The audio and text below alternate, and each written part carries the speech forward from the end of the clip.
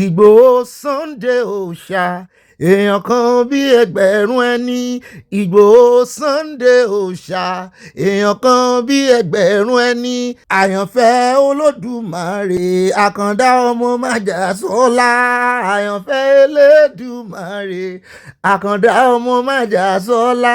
Ìgbòho Sunday òòṣà èèyàn kan bí ẹgbẹ̀rún ẹni. Ìgbòho Sunday òòṣà èèyàn kan bí ẹgbẹ̀rún ẹni. A lè mọ́ ní copyright sí orin la ṣe fẹnu ara wa kọ́. Afá kan ló kọ́, mùsùlùmí ló kọ́.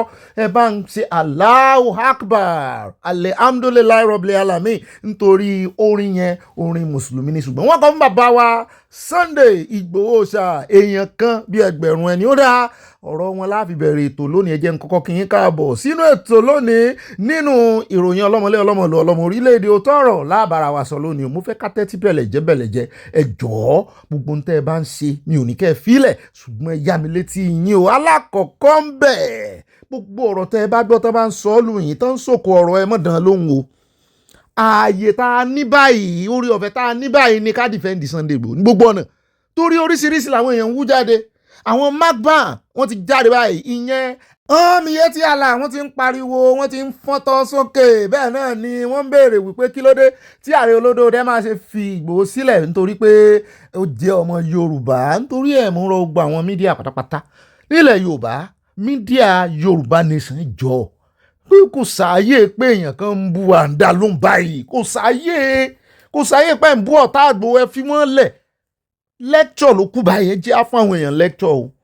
Wọ́n ń bi one question ni o, ìbéèrè lélẹ́yìí o, pé kí ló dé tí wọ́n ṣe fi Sunday Igboho lẹ̀. Ṣùgbọ́n èmi kọ́ ni wọ́n dáhùn, inú mi dùn, in fact orí agbágbé mo wà níbi tí mo ti kọ́kọ́ rí news yẹn. Tẹ́ ẹ bá rí èsì táwọn èèyàn ń dáhùn, àwọn ọmọ Yorùbá náà ìfẹ́ yìí ti pọ̀ jù tán ní sí Sunday Igboho. Ṣùgbọ́n inú mi dùn wípé àwọn ọlọ́gbọ́n, àwọn olóye, wọ́n farabalẹ̀, wọ́n bá àwọn ọmọ Ìgbò àtàwọn ọmọ Haúsá àtàwọn ọmọ Fúlàní tán béèrè ẹjọ́ lọ́wọ́ olódòdó wípé kí ló dé kí náà rí lọ́bẹ̀ tán fi garu ọwọ́ lórí ọ̀rọ̀ Sunday Igboho. Ẹ jẹ́ àkọ́kọ́ ka ìkànnà ọmọ Yorùbá tó dán lóhùn tí gbogbo wọn ṣe fẹ́m.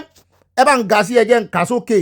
Ó ra arákùnrin Saheed Sami Olúsànyà, òun ló dá wọn lóhùn torí ìbéèrè tán béèrè náà ni pé kí ló dé tán fi Sunday Igboho sílẹ̀. Ó ní even during the previous administration, ìyẹn ti Buhari tó mú tán dá gbogbo orúgúdù ilẹ̀, ó ní court had ruled in Igboho's favour regarding the invasion of his home, awarding him billions in damages. Pé kí ìjọba sanwó fún, though these were contested. The point is clearance can be viewed as the government finally complying with the spirit of judicial findings and acknowledging that the initial 2021 raid on his home was viewed by many legal experts as an overreach. Lọ́mọ Ìgbò kan bá dé, ó bá dá lóhùn yẹn, Victor Umochima, ẹ̀já wo tó sọ. Ó ní ṣé Sunday Igboho náà kọ́kọ́ máa dá láre ni, ó ní ṣe wọ́n gbé ẹjọ́ Nnamdi Kanu náà. Ó ní the court has also ruled against the government and order for Kanu release, but government disobey court order. Ibẹ̀ ni bàbá tó sọ̀rọ̀ ètò kọ́kọ́ sọ̀rọ̀ lẹ́ẹ̀kan tí wàá tún dá lóhùn.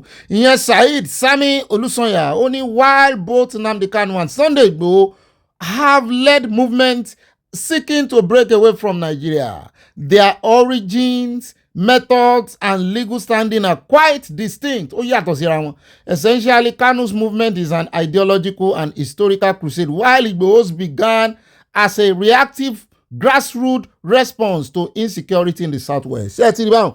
Bẹ́ẹ̀ náà ni mo tún rántí pé bàbá wa Wọlé Ṣóyínká ti sọ wípé kí ìjọba Nàìjíríà kan rawọ́ ẹ̀bẹ̀ sí Sunday Igboho, kan bẹ́ẹ̀ ni o, ẹ jẹ́ àjọ wò ó. After raiding his home, the DSS had come out to say that Sunday Igboho is wanted and that he should turn himself in. What would you advise he does in this situation? Well, my advice is not even so much Igboho, but to the government, that they should stop pursuing this person as a criminal, because you have begun by acting in a criminal fashion against him. Because if and when Igboho comes to trial, I guarantee you it's the government which will be very, very embarrassed. Very embarrassed. So it's not even in the interest of the government. I think they should just tell Igboho, we made a mistake. We should not have acted in this way. You are no longer wanted. Please go back to your home. In fact, escort him to his home, quietly, and let him resume his normal life. to declare him wanted. And again, this is another issue of language. I read in some papers, Igboho is in hiding. Well, but more accurately, he's probably just gone underground, to protect himself and perhaps to be able to continue his declared struggle. I'm not talking now about the secessionist aspect of the struggle. No, I'm talking about what Igboho came out to do, and which I believe is still his mission in this nation, to protect, defend his own people, and to let the aggressors know that they are not lords of this nation or any section of it, apart from what they are constitutionally entitled to. So I think the government, it's in no interest. If you bring Igboho to trial, you're just going to get mud in your face, clearly. As far as I'm concerned, it's up to Igboho to decide. He knows what the circumstances were. He knows what happened before his people were killed. And he's the only one who can judge, who can decide for himself. I cannot advise him. ọ̀rọ̀ lẹ́gbọ́n yẹn o 2021 ni bàbá ẹ̀ ti sọ̀rọ̀ ó ṣe wá sí ìmúṣẹ. Ẹ wo àwọn tó ń sọ̀rọ̀ á nídìí láti lecture wọn. Ẹ mọ̀ jẹ́ àbọ̀n pariwo, ẹ mọ̀ wariwo ọjà ìjọ. Ibi tí mò ń lọ gangan rè wípé ṣé ẹ rántí pé a máa ń pariwo rẹ̀ nígbà tán fẹ́ lọ́mọpọ̀ Messi lọ́jọ́ sí. Tán ní Igbo kankan náà lájọ ń jà sí o. Ọ̀nà tá a jọ ń jà sí o, tá a jọ fi ń jà sí yàtọ̀. Mo sì dúpẹ́ lọ́wọ́ Charles Arise TV bàbá yẹn journalist dáadáa ni. Ọjọ́ tó sọ fún Sowore wípé irọ́ wọ́n dalú pọ̀ mọ́ sápàtà. Wọ́n mọ̀ pé Sowore náà ó sì sọ̀rọ̀ o. Mo fẹ́ kára rẹ̀ balẹ̀ ni. Wípé ọ̀nà tí Nnamdi tó ń gbà jà tiẹ̀ ó yàtọ̀ sí Sunday Igboho sọ pé kán pààyàn. Ọ̀rọ̀ ń rá mi lẹ́nu, ó bí mi nú ni. Mídíà kí mídíà tó bá jẹ́ kéèyàn kankan distract òun ní ìsìn tó ń rè fèsì sí èbú tí ò jókòó ti bí ó ṣe pọ́n ọ̀rọ̀ bọ́n ṣe tú Sunday Igboho lẹ̀ tí tá emphasize ẹ̀ tá sọ fún ẹ wípé ó nílò kan túlẹ̀ ó sì ní ó ní point lórí bọ́n ṣe túlẹ̀ tẹ́ ń rí ìjà kò dáa tó ẹ jẹ́ àmójútọ́rọ̀ ìka pariwo wọ́n ń fi Sunday Igboho wé Kánú àwọn Ìgbò ń pariwo àwọn Miyett Allah ń pariwo ṣé ẹ ti tẹ̀ rí táwọn Miyett Allah yẹn orí wọn ò pé torí ìṣẹ́jú wa ni olódòdè ṣe withdraw ẹjọ́ ìjọba olódòdè ló ẹjọ́ pé kán mọ̀ bá Ọgbẹ́ni tó tiẹ̀ wá trace owó dé ọ̀dọ̀ ẹ̀ wọ́n sì wọ́n máa tún gbé ìyẹn Bọ̀déjọ olórí Miyett Allah. Ìṣẹ́jú wa ní AGF Anthony General Federation tó ṣe ní kán withdraw ẹjọ́ terrorism náà fi kàn o. Bẹ́ẹ̀ náà ni ti bàbá Sunday Igboho ilé ẹjọ́ ti dájọ́ o. Meanwhile bàbá Sunday Igboho ṣẹ̀wọ̀n wọ́n fi sáhàmọ́ ní Benin Republic o. Wọ́n fi sáhàmọ́ o. Kì í sọdún kan ojú bẹ́ẹ̀ lọ o. Tó wà nú àhámọ́ ń bẹ o. Táwọn àgbààgbà ilẹ̀ Yorùbá tó wúlò tó ń pààrà bẹ̀ tó ń lọ bí ilẹ̀kẹ̀ dì í. So kan tún wá mú Sunday Igboho ṣẹ̀wọ̀n Nàìjíríà kò possible. Ẹni tó túlẹ̀ náà wọ́n mọ̀ pé justice ẹ̀ ti dé. Àti pé ṣé Sunday Igboho gan máa já pé só máa ṣàríyànjiyàn nígbà tó wà ní ibi tí Ọlọ́run bá fi pamọ́ sí. Ǹjọ́ sọ fún lọ́ọ̀yà wípé kí lọ́ọ̀yà àbí kí adájọ́ gbẹnu ẹ̀ sọ́hùn. Gbogbo alárin tí Ọ̀gbẹ́ni Kanu ṣe kó ti tó ẹja sọ̀rọ̀ yìí ṣe pé bóyá à ń bú Kanu à ń gbàdúrà fún k'Ọlọ́run yọ ńbẹ̀. Ṣùgbọ́n ìgbésẹ̀ tó ń gbé ọ̀nà tó ń gbà tó fi débẹ̀ yẹn ọ̀nà kan náà kọ́ ni Sunday Igboho tó gbà. Sunday Igboho nìkan pààyàn. Sunday Igboho sọ wípé kò sì sí ọ̀rọ̀ sọ pé kán rè bẹ́ orí èèyàn àbí kán pààyàn kan wá fi èèyàn mẹ́rin àbí èèyàn mẹ́sàn-án kán sín pẹ̀lú ẹ̀ kò sọ bẹ́ẹ̀. Gbogbo ohun tí Kanu sọ lágbọ́ gbogbo ẹnu rẹ̀ tó fi wá rọ́ọ̀fù lágbọ́ tẹ́ ẹ bá fẹ́ ká dálẹ̀ ká tún sáwọn ẹ mọ́ ta ẹnu àbùkù lu Sunday Igboho ẹ tí ẹ mọ́ wà fún rárá. wọ́n túlẹ̀ náà nu ẹ̀rẹ̀ mọ́ bẹ Ọlọ́run sí tiyín náà. Ìkà níyìn náà ìkà tẹ́ wọ́n ń torí pé ó túyàn kan lẹ̀ tẹ́ wá ní tribalism ní kán mú sẹ́wọ̀n kán bọ́ ṣe mú Kanu àbí kẹ́ ẹ mọ́ pray pé kán tú tiyín náà lẹ̀ tàbí kẹ́ ẹ ní sùúrù kọ́mọ Ìgbò náà débẹ̀ ẹ lè dìbò ọmọ Ìgbò tó bá yìí máa jì gẹ́gẹ́ bí ọmọ kínní kọ́ ọ náà tú tiyín lẹ̀ tó bá dìgbà náà tó bá ti jẹ́ pé ẹ̀yin náà lẹ́ mọ́ play tribalism jù. Ọjọ́ wo la ti sọ̀rọ̀ tribalism yìí tọmọ Ìgbò kan tó sọ̀rọ̀ òkò tó sòkò ọ̀rọ̀ padà sí wọn lé ọmọ Ìgbò náà lárábìnrin yẹn àwọn náà máa play tribalism sí àwa mídíà wa ara tá ààyè wà láti máa tó àtònù báyìí káwárè máa bú èèyàn kan tí ń bú wa àbí ká dá wọn lẹ́kọ̀ọ́ kójú wọn là kórí wọn pé kán rí ìdí tó fi Sunday Igboho lẹ̀. lẹ́ni ni ìròyìn sì gbé pé ìkànnú àwọn olórí àwọn Miyett Allah wọ́n mú un ní Kwara kọ́ yẹn tó sọ wípé òun náà bandit ní Kwara ń bẹ̀. Miyett Allah wá ń sọ̀rọ̀ sán lẹ́nu ọ̀rọ̀ ni. Mo ti mọ̀ pé wọ́n máa jáde wọ́n máa sọ̀rọ̀. Ẹ jẹ́ káwa mídíà múra dáadáa o. Kò sáàyè ẹjọ́ wẹ́wẹ́ o. Kò sáàyè ẹ̀rẹ́sẹ̀ francas pẹ̀lú èèyàn kankan o. Ẹ jẹ́ á fèsì ibi tá à ń lọ o. Kómìnira ìkó ṣe kí ni kó má bọ̀ máa lọ́wọ́ o. Torí òmìnira Sunday Igboho òmìnira gbogbo wa ni o. Àmúyẹ àwọn tí ò lè lọ lé torí ọ̀rọ̀ yìí lórí ọ̀rọ̀ pé wọ́n fi Sunday Igboho sára kínní. Kí ló dé? Ẹjọ́ ó ní kínní fúlì. Ìrọ̀rùn igi ìrọ̀rùn ẹyẹ. Mo fẹ́ bínú ju ọ̀rọ̀ ń rá mi lẹ́nu. Bó tiẹ̀ sọ gan bó ṣe ọ̀rọ̀ bàbá wa la fi ṣe gbogbo ìròyìn lónìí ó tẹ́ ń lọ́rùn. Ṣùgbọ́n mo sọ yìí mo dúró ná. Ọ̀pọ̀ ọ̀rọ̀ kágbọ̀n afẹ́fẹ́ ni mo gbé lọ. Ṣùgbọ́n lórí ti bàbá Sunday Igboho yìí ẹni tó bá sọ wípé òmìnira rẹ̀ ò ní jẹ́ àjẹmọ́nú fún gbogbo wa àfi kó nítọ̀ ń kóyà pòórá bí iṣó bí ó sì ṣe rí nù àwọn òṣèré àìṣépè ń bí ṣùgbọ́n àwọn sọ̀rọ̀ sínú atẹ́gùn àwọn pàṣẹ sínú atẹ́gùn gẹ́gẹ́ bí ọmọ aláṣẹ ọ̀rọ̀ la fi dálé ayé ọ̀rọ̀ dàpọ̀ mọ́rọ̀ náà nù ó ti rí bẹ́ẹ̀ kò yí padà Jésù Olúwa wa. Ìgbòho Sunday òòṣà èèyàn kan bí ẹgbẹ̀rún ọmọ.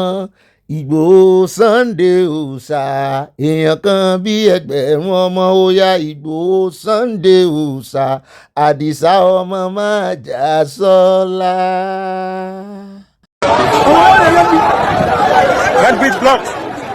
Ó dáa níbẹ̀ jẹ́ wá tẹ̀kọ̀ létí sí Anambra níbi tí Soludo àtàwọn ará ọjà tí wọ́n ti ń bára wọn fa gbọ̀ngbọ̀n. Soludo lòun ò ní gbà àwọn ará ọjà Anambra náà ní àwọn ò ní gbọ́ o wípé síta tó mọ àwọn bó bá ṣe wo àwọn làwọn ṣe lè ṣe wọ́n bẹ̀rẹ̀ protest wọ́n fẹ́ bà nǹkan jẹ́ Soludo náà yarí ó ní kọ́kọ́rọ́ tó ń fi ti ọjà òun ti fi ọmọ kọ́kọ́rọ́ òun ti jù ú sínú òkun pupa kò sí bàbá ńlẹ̀ tó lè sí bọ́n bá ti wá ọjà ní next Monday lọ́jọ́ ajé wípé kọ́mọ́ retí wípé òun ó ṣí ọjà fún wọn ẹjá gbọ́ díẹ̀ nú ọ̀rọ̀ rẹ̀ ká tó wá lọ sí ọ̀dọ̀ ọ̀gá ọlọ́pàá ń bẹ́ẹ̀ tó wà lẹ́yìn àwọn èèyàn ló gbèsè. So the purpose of this press conference is simply to clarify a few issues as to what is at stake, why we did what we did, and why this must have to come and even be deeper in the days and weeks and months ahead. Because we are prepared and because we see it as a big struggle for the soul of Anambra's future. This is a struggle for the soul of Anambra's future. The mandate of the people, like almost 80% of the people, have given us mandate to protect and promote their welfare and security. And that we must remain committed to doing 24/7 every day. Anambra is on the rise. We secured Anambra. Security is fun. We had the best Christmas ever. This last few. Ó ti fẹ́ mọ̀ gbé wa wọnú storybook storytelling ṣùgbọ́n ẹ jẹ́ n summarize gbogbo ohun tó sọ fún yín. Ó ní tó bá máa fi di ọjọ́ ajé lọ́jọ́ Monday tí ń bọ̀ lọ́sẹ̀ tí ń bọ̀ tán bá ti wá sọ́jà tán insist lórí síta tó pé òun náà ti ọjà pa pé wọ́n ń pa lówe fóònù wọ́n ń pa lásàmọ̀ wọ́n ń pàrókò fóònù wípé àwọn ò nàjà àwọn yẹn sì sọ wípé freedom of movement àwọn nìyẹn right àwọn ní ìgbà tó bá wù àwọn làwọn lè wá sọ́jà àwọn á dúpẹ́ lọ́wọ́ ọ̀gá ọlọ́pàá tó yeye wípé àwọn ò lè fagídí mú àwọn èèyàn bọ́ta wá nàjà o right wọn ni àwọn ni káwọn provide security fún wọn mo ní ọlọ́pàá àti ibo lélẹ́yìí ṣé wọn ní nìkan yọ níṣẹ́ ẹja kọ́kọ́ gbọ́ lẹ́nu ọlọ́pàá ìka tó tẹ̀síwájú. We cannot enter anybody's house to drag them out. Don't sit at home, come out. We cannot do it. We will be infringing on their fundamental human rights. They have freedom of choice. Ours is to make the environment conducive for those who want to come out and go about their businesses. We have a duty to protect them. Náà lẹ́tí gbọ́ yẹn gbàm best news ever inú mi dùn sí tí ọ̀gá ọlọ́pàá yẹn sọ ṣùgbọ́n àyà ló wá ń sọ fún mi pé ṣé ọ̀pọ̀lọpọ̀ àwọn olórí pé tán bá ti dépò tán sọ wọn lùsí brain wọn ni pé Ọ̀gbẹ́ni Soludo yìí iṣẹ́ ribiribi ló ṣe nígbà tó jẹ́ CBN gọ́vnà pé nígbà tó sì kó ń bẹ̀ wọ́n ka iṣẹ́ ẹbí mọ́ lọ́wọ́ pé kówó jẹ kí ló wá dé tí ò lu ọpọlọ tó fi ṣe gọ́vnà nígbà tó jẹ́ CBN kó fi wá ṣe gọ́vnà nígbà tó jẹ́ gọ́vnà ìpínlẹ̀ wọn ní ìsìn mo ní bóyá ó rìvásì ọpọlọ rẹ̀ ẹjẹ́ àkóńbẹ́ ẹjẹ́ àtúndé ọ̀dọ̀ gómìnà mi ọ̀dọ̀ tí Akwa Ibom là ń lọ níbi tó ti gbéṣẹ́ fún àwọn kọngílátọ̀ tán ní kàn sí hospital ni ó bá dé site ló bá ń wò pé ṣé ẹ̀ tí ìbẹ̀rẹ̀ hospital ni náà bá ń fi hàn náà náwó sọ̀kan wípé hospital náà ti bẹ̀rẹ̀ wo building tó wà lọ́ọ̀kẹ́ building yóò jọ hospital hàn yẹn bá ní mọ́ṣúárì náà kọ́kọ́ kọ́ lẹ́rù bá ọ̀gá wípé mọ́ṣúárì bò ó abẹ́ ìsìn ni ẹ sì kọ́kọ́ kọ́ mọ́ṣúárì ẹjọ́ ọ̀wọ́ ẹ mọ̀ ti ẹ̀ dárúkọ mọ́ṣúárì létí ìhun mẹ́sì mọ̀ pé kò pẹ́ ló lùsì ìyàwó rẹ̀ wọ́n lẹ́rù kú ń ba ọ̀gá. Now, we started with this. Where is it? This is where exactly here. Exactly, yes. We started with the gatehouse and the mortuary. Where is the gatehouse? Why do you start mortuary first? Why mortuary? I say build hospital, you go start with mortuary. Don't say that kind of a thing again. Don't show me mortuary again. We are on the chapel. sáà iná ti gbọ́ kò fẹ́ kú ó ní kó wọ́n sọ bẹ́ẹ̀ létí ìwọ̀n ẹja kó ń bẹ́ẹ̀ já dọ́dọ̀ àǹtí mọ̀mọ́ yìí níbi tí wọ́n ti gàùn sí máìkì wọ́n fíbinú sọ̀rọ̀ ránṣẹ́ sí Trump pé bó bá lé àwọn lù kúkú lé àwọn èwo la parí iṣu tó fi hàn àlejò yìí mo ní mọ́ mi gbogbo ẹnu kọ́nà fi ń sọ̀rọ̀ fún yín tó bá ti ń fi àparí iṣu hàn àlejò ilé ti tó lọ náà nù kò ní ìdí kẹ́ ẹ mọ́ retí kí Trump sọ fún yín wípé kẹ́ ẹ kó ń lo àwọn gbogbo sáìn tán fi hàn yín náà wọn ní ìdí anybody ń lo àwọn ọmọ ni ṣùgbọ́n kí n ká tó gbọ́rọ̀ lẹ́nu mọ̀mọ́ yìí mo mọ̀ rí fọ́nrán kan èèyàn mi arákùnrin kan tẹ́ bá rí bí ṣe ń lálàsì òyìnbó ní oko ní ń dá ó ní kárọ̀tì tí gbogbo kárọ̀tì ohun tó ti bàjẹ́ kárọ̀tì ni wọ́n gbìn tiẹ̀ ó ní gbogbo kárọ̀tì ohun tó ti bàjẹ́ yóò fẹ́ ó ti gbẹ́nu lé $600,000 ó lóun ò rí fọ́rínà tán máa ń lò nínú iṣẹ́ oko láti wá bọ̀ ń dáko ọwọ́ ń ba àwọn ọmọ Amẹ́ríkà gan o ká ní mo rí fọ́nrán yẹn ní àbá lò ṣùgbọ́n ẹja gbọ́ ọ̀rọ̀ burúkú tí kún gbọ́ lọ́jọ́ sí tẹ́tí ẹ̀ fi di ó ní mọ̀mọ́ ìfiránṣẹ́ sí Trump wọ́n àti ẹ̀bẹ̀rù rẹ̀ wọ́n ràn. A criminal or you are not criminal, because these people don't even care. They don't care who you are. There are a lot of citizens that they are treating them like animals, and these people will even be telling them, "We are citizens, we are citizens." They don't care. I was so sad yesterday when I saw the video that my son sent to me, a teenager, and I have a teenage son. I felt like going to school and telling my son, "Oh yeah, they can carry one Nigeria, yeah. You know they import you, and if you want us to leave America, give us time. Let us gather ourselves. We will all leave. We realize that they share gbogbo share about immigrants. Lè ṣe o. Lè ṣe gbogbo àwọn èèyàn yín fún gbogbo wọn. All of them are in nursing home. They needed help. Nobody, none of you people could take care of them, and you are treating people this way. You are on the street on a broad daylight. The way these people are treating people is not fair. This is not good. President Trump, tell us we will leave. But please, we are begging, give us time. At least give us 1 year. Let us gather ourselves together. Our family are back home. They are praying for us more. And once you can share job, there is no ice video. Timo Banyo sort gently. They just feel like these people are animals. They are thugs. Let us treat them like one. Kilo day, President Trump. President Trump, you are a human being too. ó náà lẹ́tí gbọ́ lẹ́nu mọ̀mọ́ ẹ̀ á tún gbọ́rọ̀ lẹ́nu èèyàn kan sí bó tiẹ̀ jẹ́ pé ẹnìyàn ò blame àwọn eléyìí tá a fẹ́ gbọ́rọ̀ lẹ́nu wọn ní ìsìn àwọn ò blame President Trump àwọn ti yá a lọ ń wá wọ̀rọ̀kọ̀ wọ́n fi ń ṣàdá gbogbo ọ̀rọ̀ tí màmá yìí sọ kò sí àṣàdànù bẹ́ẹ̀ bó ṣe dùn wọ́n wọra náà nù kódà kó jẹ́ citizen wọ́n ní ṣẹlẹ̀ ààrẹ ò mọ̀ gbì báyìí pàápàá jùlọ ìwọ tó ò bá láyà àbẹ́ni tó ti ní bóyá bíi ìgúnpá tẹ́lẹ̀ ẹ̀rù ó mọ̀ bá ní ṣùgbọ́n wọ́n ní kí màmá yìí náà múra o ó ṣeé ṣe kan wà délé o ó ṣeé ṣe kan mọ́ fún táìmù o ó ṣeé ṣe kan ka ẹ̀sùn sí lẹ́sẹ̀ o tó bá jẹ́ pé ó ti jẹ́ citizen wọ́n á ní kò ṣe bí citizen wọ́n á ló yẹ kó oblige sí orílẹ̀-èdè USA ni kó sì believe nínú American president bẹ́ẹ̀ ni ẹ̀sùn ni o ṣùgbọ́n ẹja máa wò ó bóyá Trump ó gbọ́ràn sí ẹlẹ́nu bóyá ní ìgbọ́ ẹja wo family kejì níbi tí wọ́n ti ń prepare scanning tí wọ́n ti ń scan gbogbo passport wọn wípé in case wọ́n bá dán dúró àwọn ó fẹ̀rọ̀ wẹ̀lẹ̀ dán lóun náà ni bàbá nìkan káwọ́ gbéra kan káwọ́ pọ́yìn àwọn ó káwọ́ pọ́yìn àwọn ó sì ṣàlàyé fún wọn àwọn ó wàá wò bóyá wọ́n lé àwọn kúrò nílùú torí àwọn ò tí ì ṣetán àti padà sí Nàìjíríà ń tàwọn. Look at my husband. We are scanning our passports so that we can put it on our phone just because of ICE. But it's really, really bad. Really bad. We have to scan our passport now. Please go and do yours. If you have not done yours, go and scan your passport and put it on your phone. Put it on your phone, because you never can tell where you are going to run at them. They are everywhere now. They came to my street. They came very close to a town that I was last week. Yes, they came. So scan your passport, keep your passport. Your driver's license is no more your ID now. Mm-hmm. Your driver's license is no more your ID. Your passport, if it's possible, naturalization one call. Naturalization certificate, let's scan that too. We should scan that too and put it in. Because this is... ẹ wo kò tí ì tán o, ẹ jẹ́ wá sáré dé Minneapolis ní Ecuador consulate embassy Ecuador. Wọ́n ní náà bá rí tí èèyàn kan fẹ́ jálẹ̀kùn wọlé ìgbà tí ìkan lára àwọn òṣìṣẹ́ ibẹ̀ ó jáde ló bá rí pé ìkan náà àwọn immigration America ní àwọn ICE. Ṣé bí ìjọlé èèyàn ni ó ẹ̀ léwọlé ò ń bo ibi tó ń wò yìí inú Amẹ́ríkà ló wà lóòótọ́ ṣùgbọ́n gbogbo embassy lágbàáyé òfin kan ló dè wọ́n wípé orílẹ̀-èdè wọn ló wà tó o bá wọnú bí o ti wọ Ecuador kò sì sí kéèyàn máa sábọ̀ gan kó jọmọ àwọn tó sá wọbẹ̀ yẹn ó hàn bí ọ̀dà kó wọbẹ̀ ó mọ̀ fẹ́ wọlé àgbàtàn tí ilẹ̀kùn mọ́ ọmọ ni só ti le tó báyìí ni wọ́n bá Amẹ́ríkà yìí jẹ́ fún yín inú consulate oní consulate.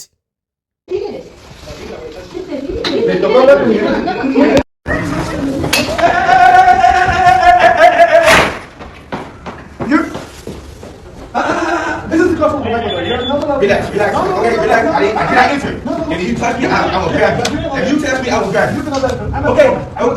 You can let. Okay, come on. Okay. You can let. All right, there you go. You can let enter. This is the consulate. This is the foreign government department. You can let enter. All right, close the door. Right? Yeah. All right. Yeah. Ó dá o ibi tó dá sí náà nu ọ̀hán náà mọ̀fin wọ́n ti mọ̀ pé wọ́n bí àwọn dá kan wọbẹ̀ bóyá tán bá wá ní arrest warrant tí ó ń lè sọ o ṣùgbọ́n gẹ́gẹ́ bá a ṣe gbọ́ ní embassy kódà kó mọ̀ jẹ́ in fact ìlú onílùú náà lẹ́mbàsì mọ́ wà ìlú onílùú náà ni bí ìgbà téèyàn wà ní Nàìjíríà ni bọ́mọ Nàìjíríà bá ti wọ bẹ̀ kódà kó mọ̀ níwèé orílẹ̀-èdè tó wà wọ́n bí orílẹ̀-èdè yẹn dá láti rè mú un bẹ̀ wọ́n ní ìdí permission ìbò ń fẹ́ sápá mi lórí wọ́n ní ìdí permission ìjọba orílẹ̀-èdè yẹn tàbí ẹni tó jẹ́ diplomat head of diplomat ibẹ̀ wọ́n máa ní ìdí àṣẹ kan tó lè múrò ẹni bẹ́ẹ̀. òun náà lẹ ti gbọ́ yẹn o ẹjọ́ lọ́wọ́ àmọ́ sọ̀wọ́ ẹja wá dé aláùsá níbi tá a ti gbọ́ tó sọ wípé àwọn èèyàn kóra wọn jọ pọ̀ àwọn kan ní àwọn ti mọ kókó kó lórí dorí ẹ̀ mú ní mo rárákùnrin kan ti ń ta pọ̀pọ̀ fún bẹ́ẹ̀ ó ju igbá pọ̀pọ̀ fún ẹ̀ dànù nígbà tí ó gbọ́rọ̀ òbọn wọ́n ti ẹ̀nà yin arákùnrin kan níbọn lẹ́sẹ̀ mú ní kí ló dé lẹ́sù sí protest. After when I see what the police do us for last year, we come protest. Na protest we come protest o for last year. They throw. Wọ́n ní ṣe ni wọ́n ń ju tajútajú bí ẹni tó ń sọ̀kò orò má sọ̀kò ṣùgbọ́n kì í wá sí tajútajú nìkan wọ́n ní wọ́n yin ìbọn lu arákùnrin lẹ́sẹ̀ wọ́n rọ dìgbàdìgbà ó di hospital o mo ní kí ló dé tá a mọ̀ ṣe báyìí náà nígbà tí ìṣèjọba ológun ṣé wọ́n ní káwọn èèyàn mọ́ protest ni ṣùgbọ́n ìjọba láwọn ò ní ìbọn fọwọ́ kékeré mu lórí ọ̀rọ̀ tí Makoko tó bá jẹ́ torí ìyẹn ni wọ́n ní kò sọ̀rọ̀ ń bẹ̀ àwọn fẹ́ ṣe iṣẹ́ ní Makoko àwọn nìkan kò lábẹ́ power line. ṣé yẹn wá ní káwọn ọlọ́pàá máa yin ọta àbọn live arélé yìí o a sì rí ẹ̀rí rẹ̀.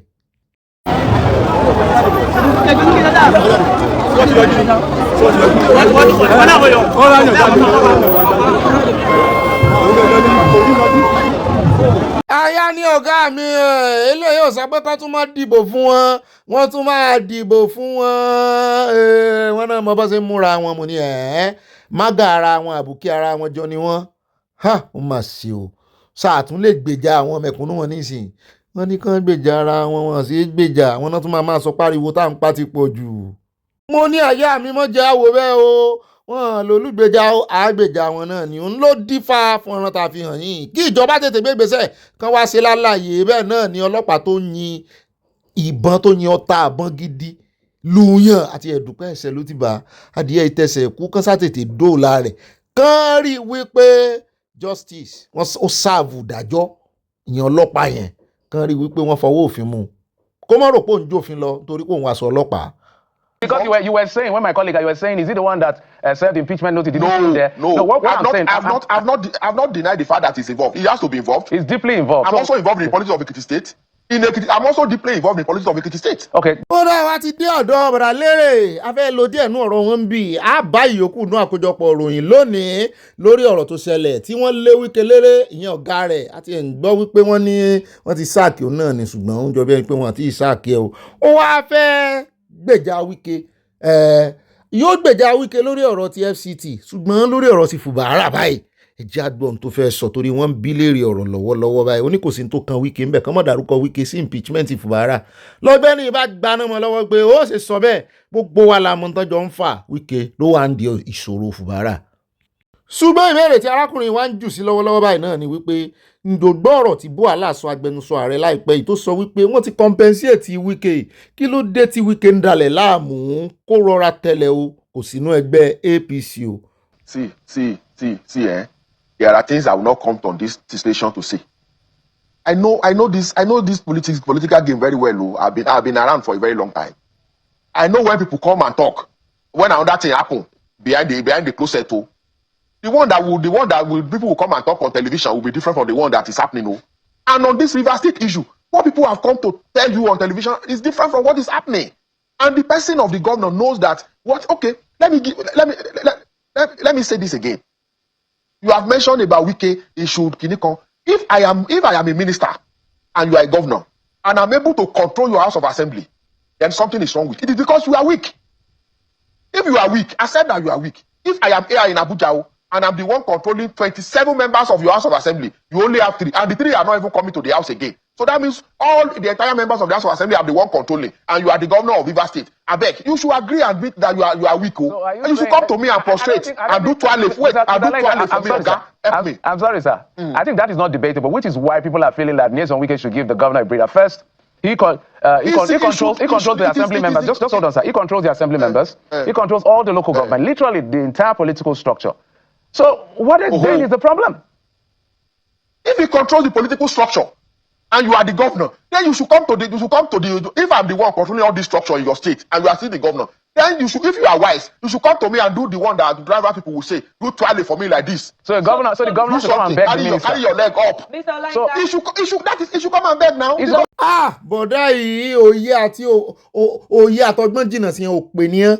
So ńgbà tí Wike ti control gbogbo ẹ̀ nísìn, kí Fubara náà gbórí ẹ̀ wá kí Wike lè control rẹ̀. Ó tún wá kó bá Wike sí ni pé Wike gan ló ń control. Come and do toilet for the person now. So is this an acknowledgement in the reverse that Mr. Nyesom Wike is the one actually behind the impeachment of the River State governor? It is the House of Assembly is behind the impeachment too. So if Fubara does not want impeachment, he knows what to do. He knows political navigation. He should know. Don't come and be whipping public sentiment. If you know that I'm stronger than you, come and beg me now. Oh no, let it go. Like boss, like servant. Irú kan ọbẹ̀ kan. Súnmọ́ ọ̀nà míì ní Sowore fi wò ó. Sowore sọ̀rọ̀ kò bá kún gbé ránṣẹ́ sí Wike àní ìlú ń bí. Ẹ jẹ́ àdénú àkójọpọ̀ ìròyìn. Súnmọ́ ẹ jẹ́ ń já yín sí díẹ̀ nínú tó sọ. Ó ní Wike gọ̀. Ó ní ojú sì máa tì gbẹ̀yìn.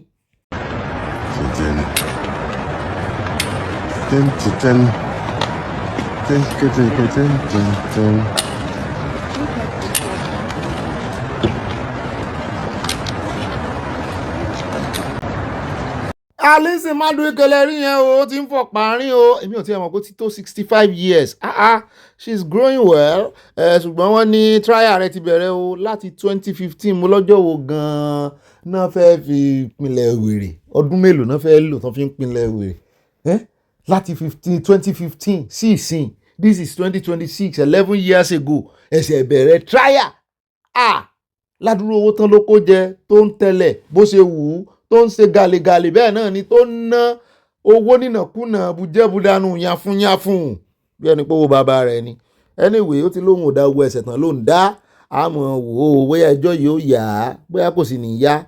ṣùgbọ́n àyà ní ọ̀gá mi mo ṣàkíyèsí nǹkan kan ó ti ń jáde bọ̀ láti inú ilé ẹjọ́ báyìí kò lo ọ̀pá tó lò wọlé wọlé mi ò mọ̀ yún o bẹ́ẹ̀ náà làwọn ọmọ Nàìjíríà ń sọ wípé só ń díbọ́n ni ipò tó rọra rìn bí ẹni ẹ̀gbẹ́ ń dùn lẹ́ẹ̀kan àṣẹ́gbẹ́ ò dùn ọ́ ibo ló wá ju ọ̀pá sí mo lọ́mọ 65 years ní ọ́ ó ṣeé ṣe kó jẹ́ pé nígbà tán fẹ́ gòkè wọ́n nídìí ọ̀pá ìgbà tán sọ̀kalẹ̀ wọ́n ti sọ̀pánú kò lè tán lára ọmọ ọba kó wọ́n kú dànsákì ẹ jẹ́ kó ń bẹ̀. ẹ jẹ́ àdọ́dọ̀ arákùnrin kan tọ́wọ́ bá olè ló náà ṣùgbọ́n olè kékeré lélẹ́yìí géètì lásán ló jí àyà níbo lèyàn ṣe jí géètì lásán géètì tán rí ilẹ̀ àbẹ́lẹ̀ ìtàn ti yọ kúrò lára ògiri tó wáá jí mo ní wọ́n ti so géètì mọ́ ọwọ́ rẹ̀ pẹ̀lú háńkọ̀fù wọ́n tọwọ́ ọmọ rẹ̀ bọ́ sọ Nàìjíríà wọn èrò lè láàmú olè kékeré náà wọ́n rí mú tiẹ̀ géètì ẹ́stéètì kan náà ní Ọ̀gbẹ́ni iye ọ̀dà alẹ́ ó sì fẹ́ mọ́ jí gbé lọ Nàìjíríà. Ẹ́stéètì lọ yọ ẹ́stéètì àgbàlagbà báyìí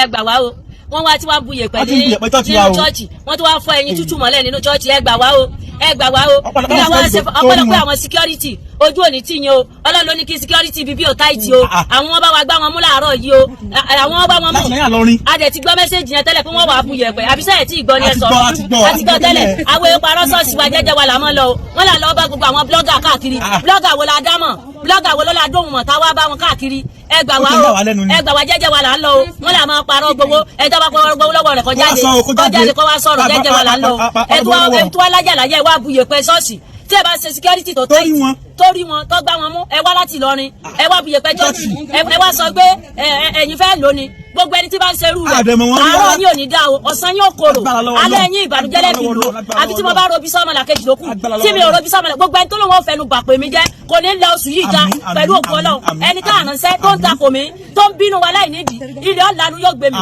ẹ ṣe wo ẹ wo owó oṣù yín tó lé kan sí èmi jẹ́ bí ẹnìkan tí owó oṣù yín tó lé kan sí láàárọ̀ ẹ máa bá wa ṣiṣẹ́ lọ takuntakun ẹ ṣe o ọkàn yín ó balẹ̀ àwọn security lọ́jà sí ló tu o ẹ gbà wá o ẹ má sún o gbogbo ẹ̀yin àjẹmọ́ ẹ lè bàjẹ́ mọ́ wa lórí o Ọlọ́run ọba tí yín jẹ́ gbogbo yín.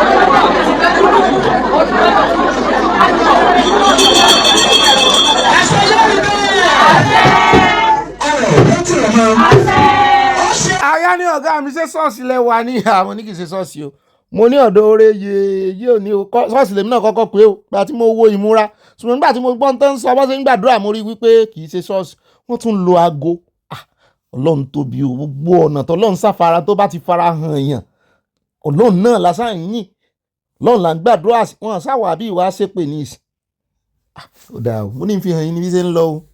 Ó dáa níbẹ̀ yẹn jẹ́ padà sẹ́kọ̀ọ́ ìròyìn kan tá a gbé ní ọ̀sẹ̀ tó kọjá kọ́ ni tí àwọn ọlọ́pàá fẹjọ́ arákùnrin kan sùn tó sọ wípé ó ń fi àtẹ̀jíṣẹ́ ránṣẹ́ sí àwọn iléèwé wípé àdó olóró máa tó dún ní skul wọn lẹ́kọ̀ọ́ ẹ ti gbọ́ wọ́n lọ́wọ́ ti bá arákùnrin yẹn. ẹ jẹ́ agbọ́lẹ́nu commissioner of police lẹ́kọ̀ọ́ bẹ́ẹ̀ náà ni wọ́n tún fàsìkò yìí wọ́n tún fi sọ fún gbogbo ẹ̀yin tí o lè jí mọ́tò yín lọ wọ́n láwọn rí àwọn mọ́tò kan gbà o ẹ wá mọ́ wò ó bóyá tí yín wà ń bẹ́ẹ̀. To tell you that the main suspect that we are looking for, who is Kosiso Chukwem Nenyem Ogumo of number 20 Dock Fashewu Street, Okota, has been eventually arrested.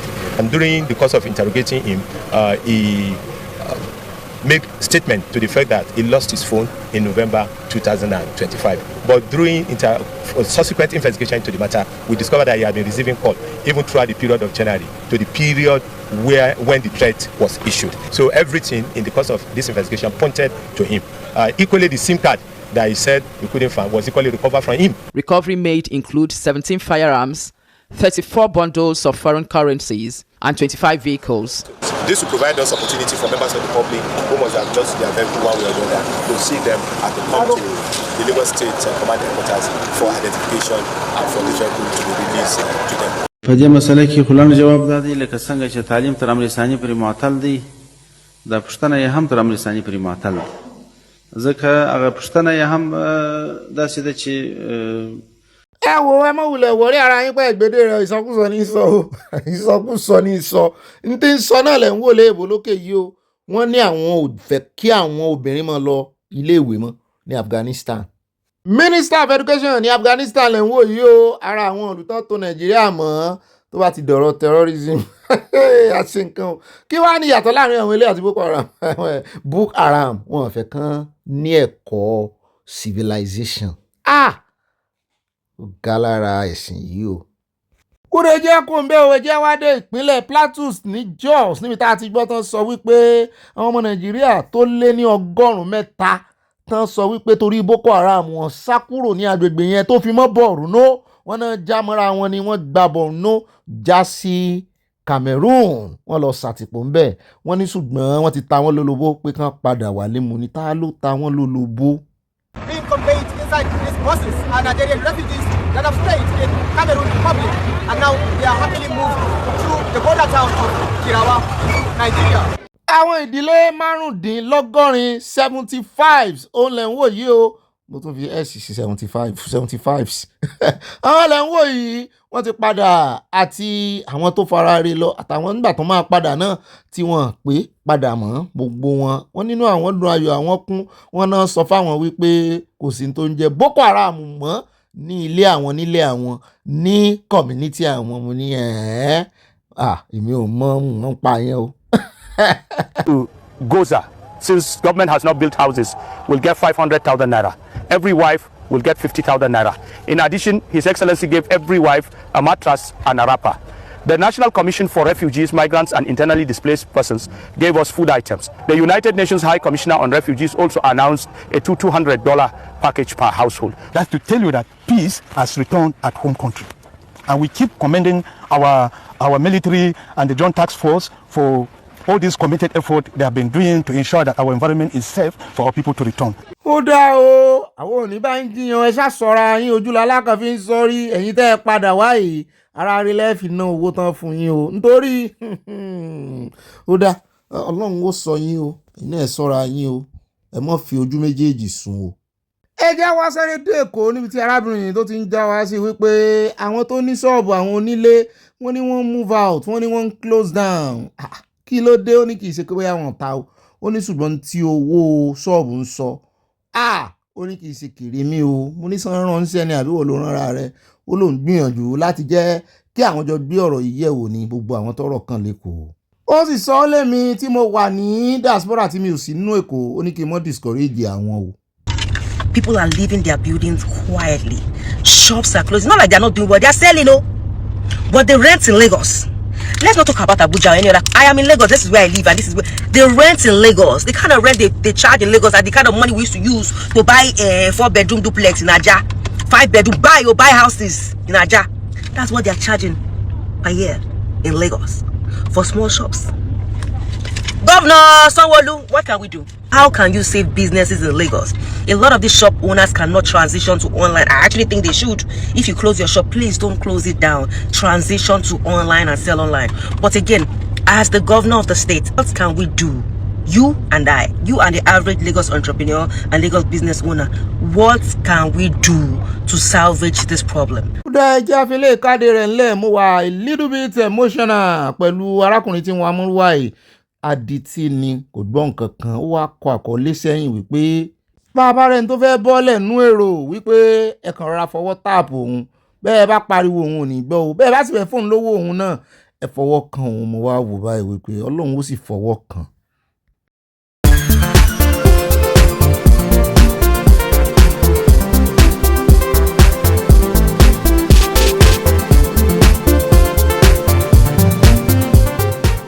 Ẹ yọ̀ nínú Olúwa, ẹ yọ̀, ẹ̀yin tọkàn rẹ̀ ṣe dédé, àtẹ̀yìn tá ṣe láyọ̀fẹ́, mú bànújẹ́ àtàrò lọ, ẹ bá wa yọ̀, ẹ yọ̀, ẹ yọ̀, ẹ yọ̀ nínú Olúwa, ẹ yọ̀, ẹ jẹ́ ká yọ̀ o, ká yọ̀, ká jọyọ̀.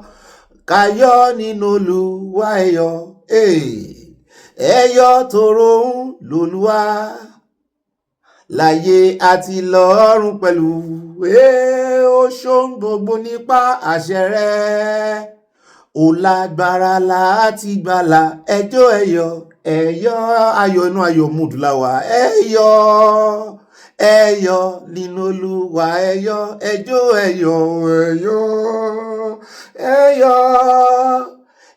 yọ̀ nínú Olúwa, ẹ yọ̀, ayọ̀ gbogbo ìgbà ń tiwa, gbogbo ìgbà láyọ̀, ojoojúmọ́ láyọ̀ wa. Mo rántí orin tá a mọ́ kọ́ nígbà tá a wà kékeré wípé aláyọ̀ ni mí, èmi ò máa yọ̀, Jésù láyọ̀ mi, ẹ wá bá mi yọ̀, ilé aláyọ̀ la wà, ayọ̀ wa ojoojúmọ́ ni tiwa ojoojúmọ́ láyọ̀ tiwa nù ìdílé aláyọ̀ ìmórí táwọn kan ń kọ wípé we are in the joy mood for now pé ká mọ̀ yọ̀ ńlẹ̀ Yorùbá mo ní for now báwo ẹ yọ for now kó lẹ́yìn ẹ̀ àwa ti ń joyful ti pẹ́ nígbà tí gbogbo ẹ̀ sì le gan tí wọ́n gan tí yorùbá àwa kóònù kínní a ti ń joyful lẹ̀ di ọjọ́ ẹ̀kúnrẹ́rẹ́ lélẹ́yìí joy ẹ̀kúnrẹ́rẹ́ ni ayọ̀ dàpọ̀ máa yọ̀ ní àwa tí ń yọ̀ lé ayọ̀ wò ní ìdìbànújẹ́ nítorí ẹ̀ lọ́lọ́run fún aláìdẹ̀ntítì ayọ̀ nù ìdílé aláyọ̀ yìí gbogbo ẹ̀yin ọmọ ilé aláyọ̀ dáa mo fẹ́ rọwọ́ yín lókè owó tẹ́ bá wà ẹ̀kan ara juwọ́ èyí tẹ́ wà supermarket wọ́n á máa wòye pé kí ló dé tẹ̀ ń juwọ́ ẹ̀kan dọ́gbọ́n juwọ́ bí ẹni pé ẹ fẹ́ mú nǹkan supermarket ẹ̀kan ṣe báyìí. ó dáa dúpẹ́ lọ́wọ́ ọlọ́run aláyọ̀ wa ọlọ́run tí ò fi ìbànújẹ́ kún wa nù ìdílé aláyọ̀ wa dúpẹ́ pẹ́ òkun o. ayọ̀ la fi ń gba nǹkan lọ́wọ́ ọlọ́run bẹ́ẹ̀ yẹn bá mú magnet méjì pọ̀ yóò ṣe kí ni yóò join together ara wọn náà ni ayọ̀ ń bẹ lọ́rùn báà náà bá wá ń fa ayọ̀ tayé tá a tún fi ń gbé ayọ̀ tọ̀run ró bí ọ̀wàrà òjò ìbùkún ọ̀wàrà òjò ìbùkún yóò sì ro òjò ayọ̀ ìrọ̀lẹ́ lórí o ìbàrún náà ní ibà bí wọn débẹ̀ ìbá yẹn ìbá Sanwó-Olé ìbá Kanjú Abẹ́ǹkó ìbá lọ tààràtàrà tọ́rọ̀ bá ti dọ̀rọ̀ òtítọ́ àtòdodo sàn báyìí láàrin ajé ní mú ní pẹ́kọ̀rọ̀ ṣùgbọ́n tó bá ti kófìrí ẹni tí ò rìn sàn pẹ̀lú rẹ̀ ìwọ náà wọ́n ṣe mistake rìn sàn pẹ̀lú rẹ̀ orí àwọn ọlọ́pàá tá a fi hàn yín lánàá tán bá wọn kọ̀líìgì wọn sọ̀rọ̀ tí wọ́n ń chájì wọn wípé àwọn tó fẹ́ ṣiṣẹ́ láabi ń wò yẹn ò rí wọn o ẹ̀yin wà nù mọ́lẹ̀ àwọn wà nù òkùnkùn ẹni bá fẹ́ ṣiṣẹ́ láabi torí ẹ̀jọ́ ẹni tó fẹ́ ṣiṣẹ́ láabi ò ní rìn sàn pẹ̀lú rẹ o yóò mọ pẹ́kọ̀rọ̀ ni o ìwọ náà jọ nù mọ́lẹ̀ tí wọ́n wá wà tí wọ́n rìn sàn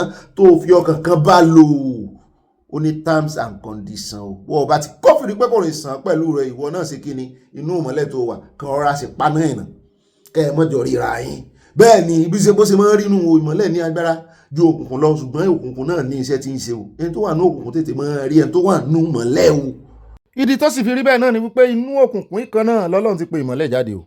ṣùgbọ́n tí ìmọ́lẹ̀ rẹ tó bá fayọ̀ kún ìmọ́lẹ̀ rẹ wà ní jẹ́ àráǹdì rẹ nìkan ni ó wà gbogbo ibi tí ẹni tó wà ní òkùnkùn bá sá pamọ́ sí ìmọ́lẹ̀ rẹ ó light up everywhere ó tètè rí.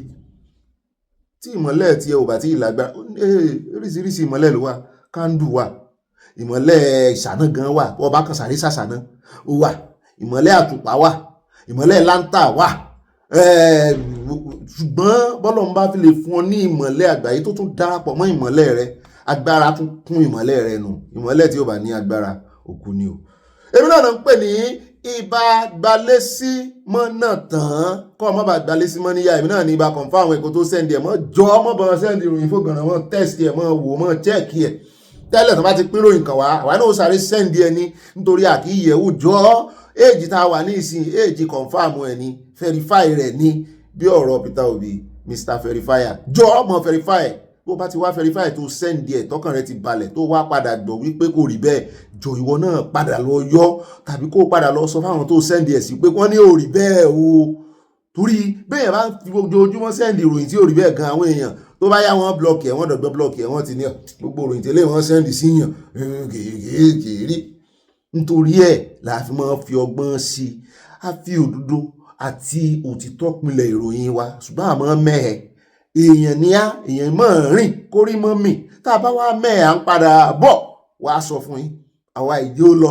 àìsọ̀pọ̀ ti lọ àmọ́ tí mistake bá lọ bí ọba padà dé báyìí bí ọba àpí àpàrà báyìí bí àbíjàwara bí ẹkùn ni yóò dirú dìgbà ni àwọn tó lóró jùlọ ni ó tún kó àwọn mistake gbàǹkọ̀gbàǹkọ̀ tó tóbi jùlọ wọ́n jọ padà wá ni ẹjọ́ ẹ mọ́ fà ìgbà mistake o. ó dá o èmi náà ní bá ọ̀pá kọ́kọ́ àwọn òpin kọ́kọ́ àwọn sweet 16 kò sárúgbó ń bí ibà èmi ọ̀gá ibà onítànmọ́nà láàrin orí èmi náà ní ibà kà síwájú ibà ọ̀pàpà parada yín náà rí níbi táyà ti ń parada tí ń dọ̀gá rẹ̀ ọ̀gá rẹ̀ parado dáyà nu abala comment section abala yìí olólùfẹ́ ní mo ti ń fàágùn jù ó ti tó bá náà ó dáa ẹ bá ń fòtélé ẹ bá ń fọbalé ẹ bá ń yan lórí kó yanjú ibà kéde fún Yorùbá nation káfàtà yìí máa ń dùn mímì náà mo sì máa ń rún Yorùbá lẹ́nu yìí yìí máa ń dùn mọ́ mi ni. ó dá o alákọ̀ọ́kọ́ nu àkórí ìròyìn gbogbo eléyìí tẹ́ ẹ bá pàdé nu Abala Lerefe ayọjú lójú fèrèsé ni ó ti dàfẹ́ yìí dégún fi sọ ẹjẹ́ adam tútù wájú ká lè tẹ̀lẹ̀ tútù ẹjẹ́ àmọ́ mú pọ̀kẹ́ èjèèjì ẹjẹ́ àbẹ̀rẹ̀ láti Turkey ariwo kílà rẹ́rẹ́ ṣe ń Turkey náà ti ń ṣe kínní jùjàre kan jókòó jẹ́ ó ní àwọn èèyàn ń pa látànà aṣáàdúpẹ́ nǹkan kan ò sí ààrẹ o a mú update wá fún yín lórí ọ̀rọ̀ Turkey. Ààrẹ sọ̀rọ̀ bẹ́ẹ̀ náà ni agbẹnusọ wọn Buhala òun náà wà ń bẹ̀ agbọ́rọ̀ rẹ̀ lọ́jọ́ sí ó wá fún wa ní update torí àwọn èèyàn ranjú mọ́ wọn wípé báà mi kò sí ìrànú tiẹ̀ sọ wípé kí láàrẹ̀ gan wà kiri pé àwọn ò trust ààrẹ lórí ìrìn àjò tán rìn lọ Turkey. Mo ní gbogbo time season tá a wà yìí mo ní ẹja mọ́ ẹja fàárẹ̀ lẹ́nu ayọ̀ǹda rẹ̀ gbogbo ìgbésẹ̀ tán bá gbé. Bẹ́ẹ̀ náà ni àwọn diplomat àwọn kan tí òye yé wọ́n ní kí ni ààrẹ wà lọ lóòótọ́ nítorí ṣé wọ́n ní trust nínú Amẹ́ríkà ni àbí nítorí Gumi tó sọ pé káàrẹ lọ ọbẹ̀ àgbọ̀n kankan gbé Gumi ṣe kankan tí ẹ ṣe bí ẹni pẹ́ rí nìkan náà mọ́ tí ẹ sọ̀rọ̀ rárá àfẹ́ gbọ́ ọ̀rọ̀ yánmọ́yánmọ́ lórí ọ̀rọ̀ pé wọ́n fi Sunday Igboho lẹ̀ àfẹ́ gbọ́ lẹ́nu anybody wọn. Mo ti rò pé Garus Galo ló sọ̀rọ̀ ni mo rò pé yóò sọ̀rọ̀ ni torí gbogbo wọn ló ti gbọ́ mo rò pé yóò sọ̀rọ̀ ni kò sọ nǹkan kan ń wọra rẹ̀ ràn ni mo ní ó ti ẹ̀ dá. Ó dá àfún lọ́pdẹ̀tì lórí ti ìyẹn àtún apàdà sọ́dọ̀ Sowore drama tó ṣẹlẹ̀ ní ilé ẹjọ́ lánàá lórí kéèsì Sowore àti DSS.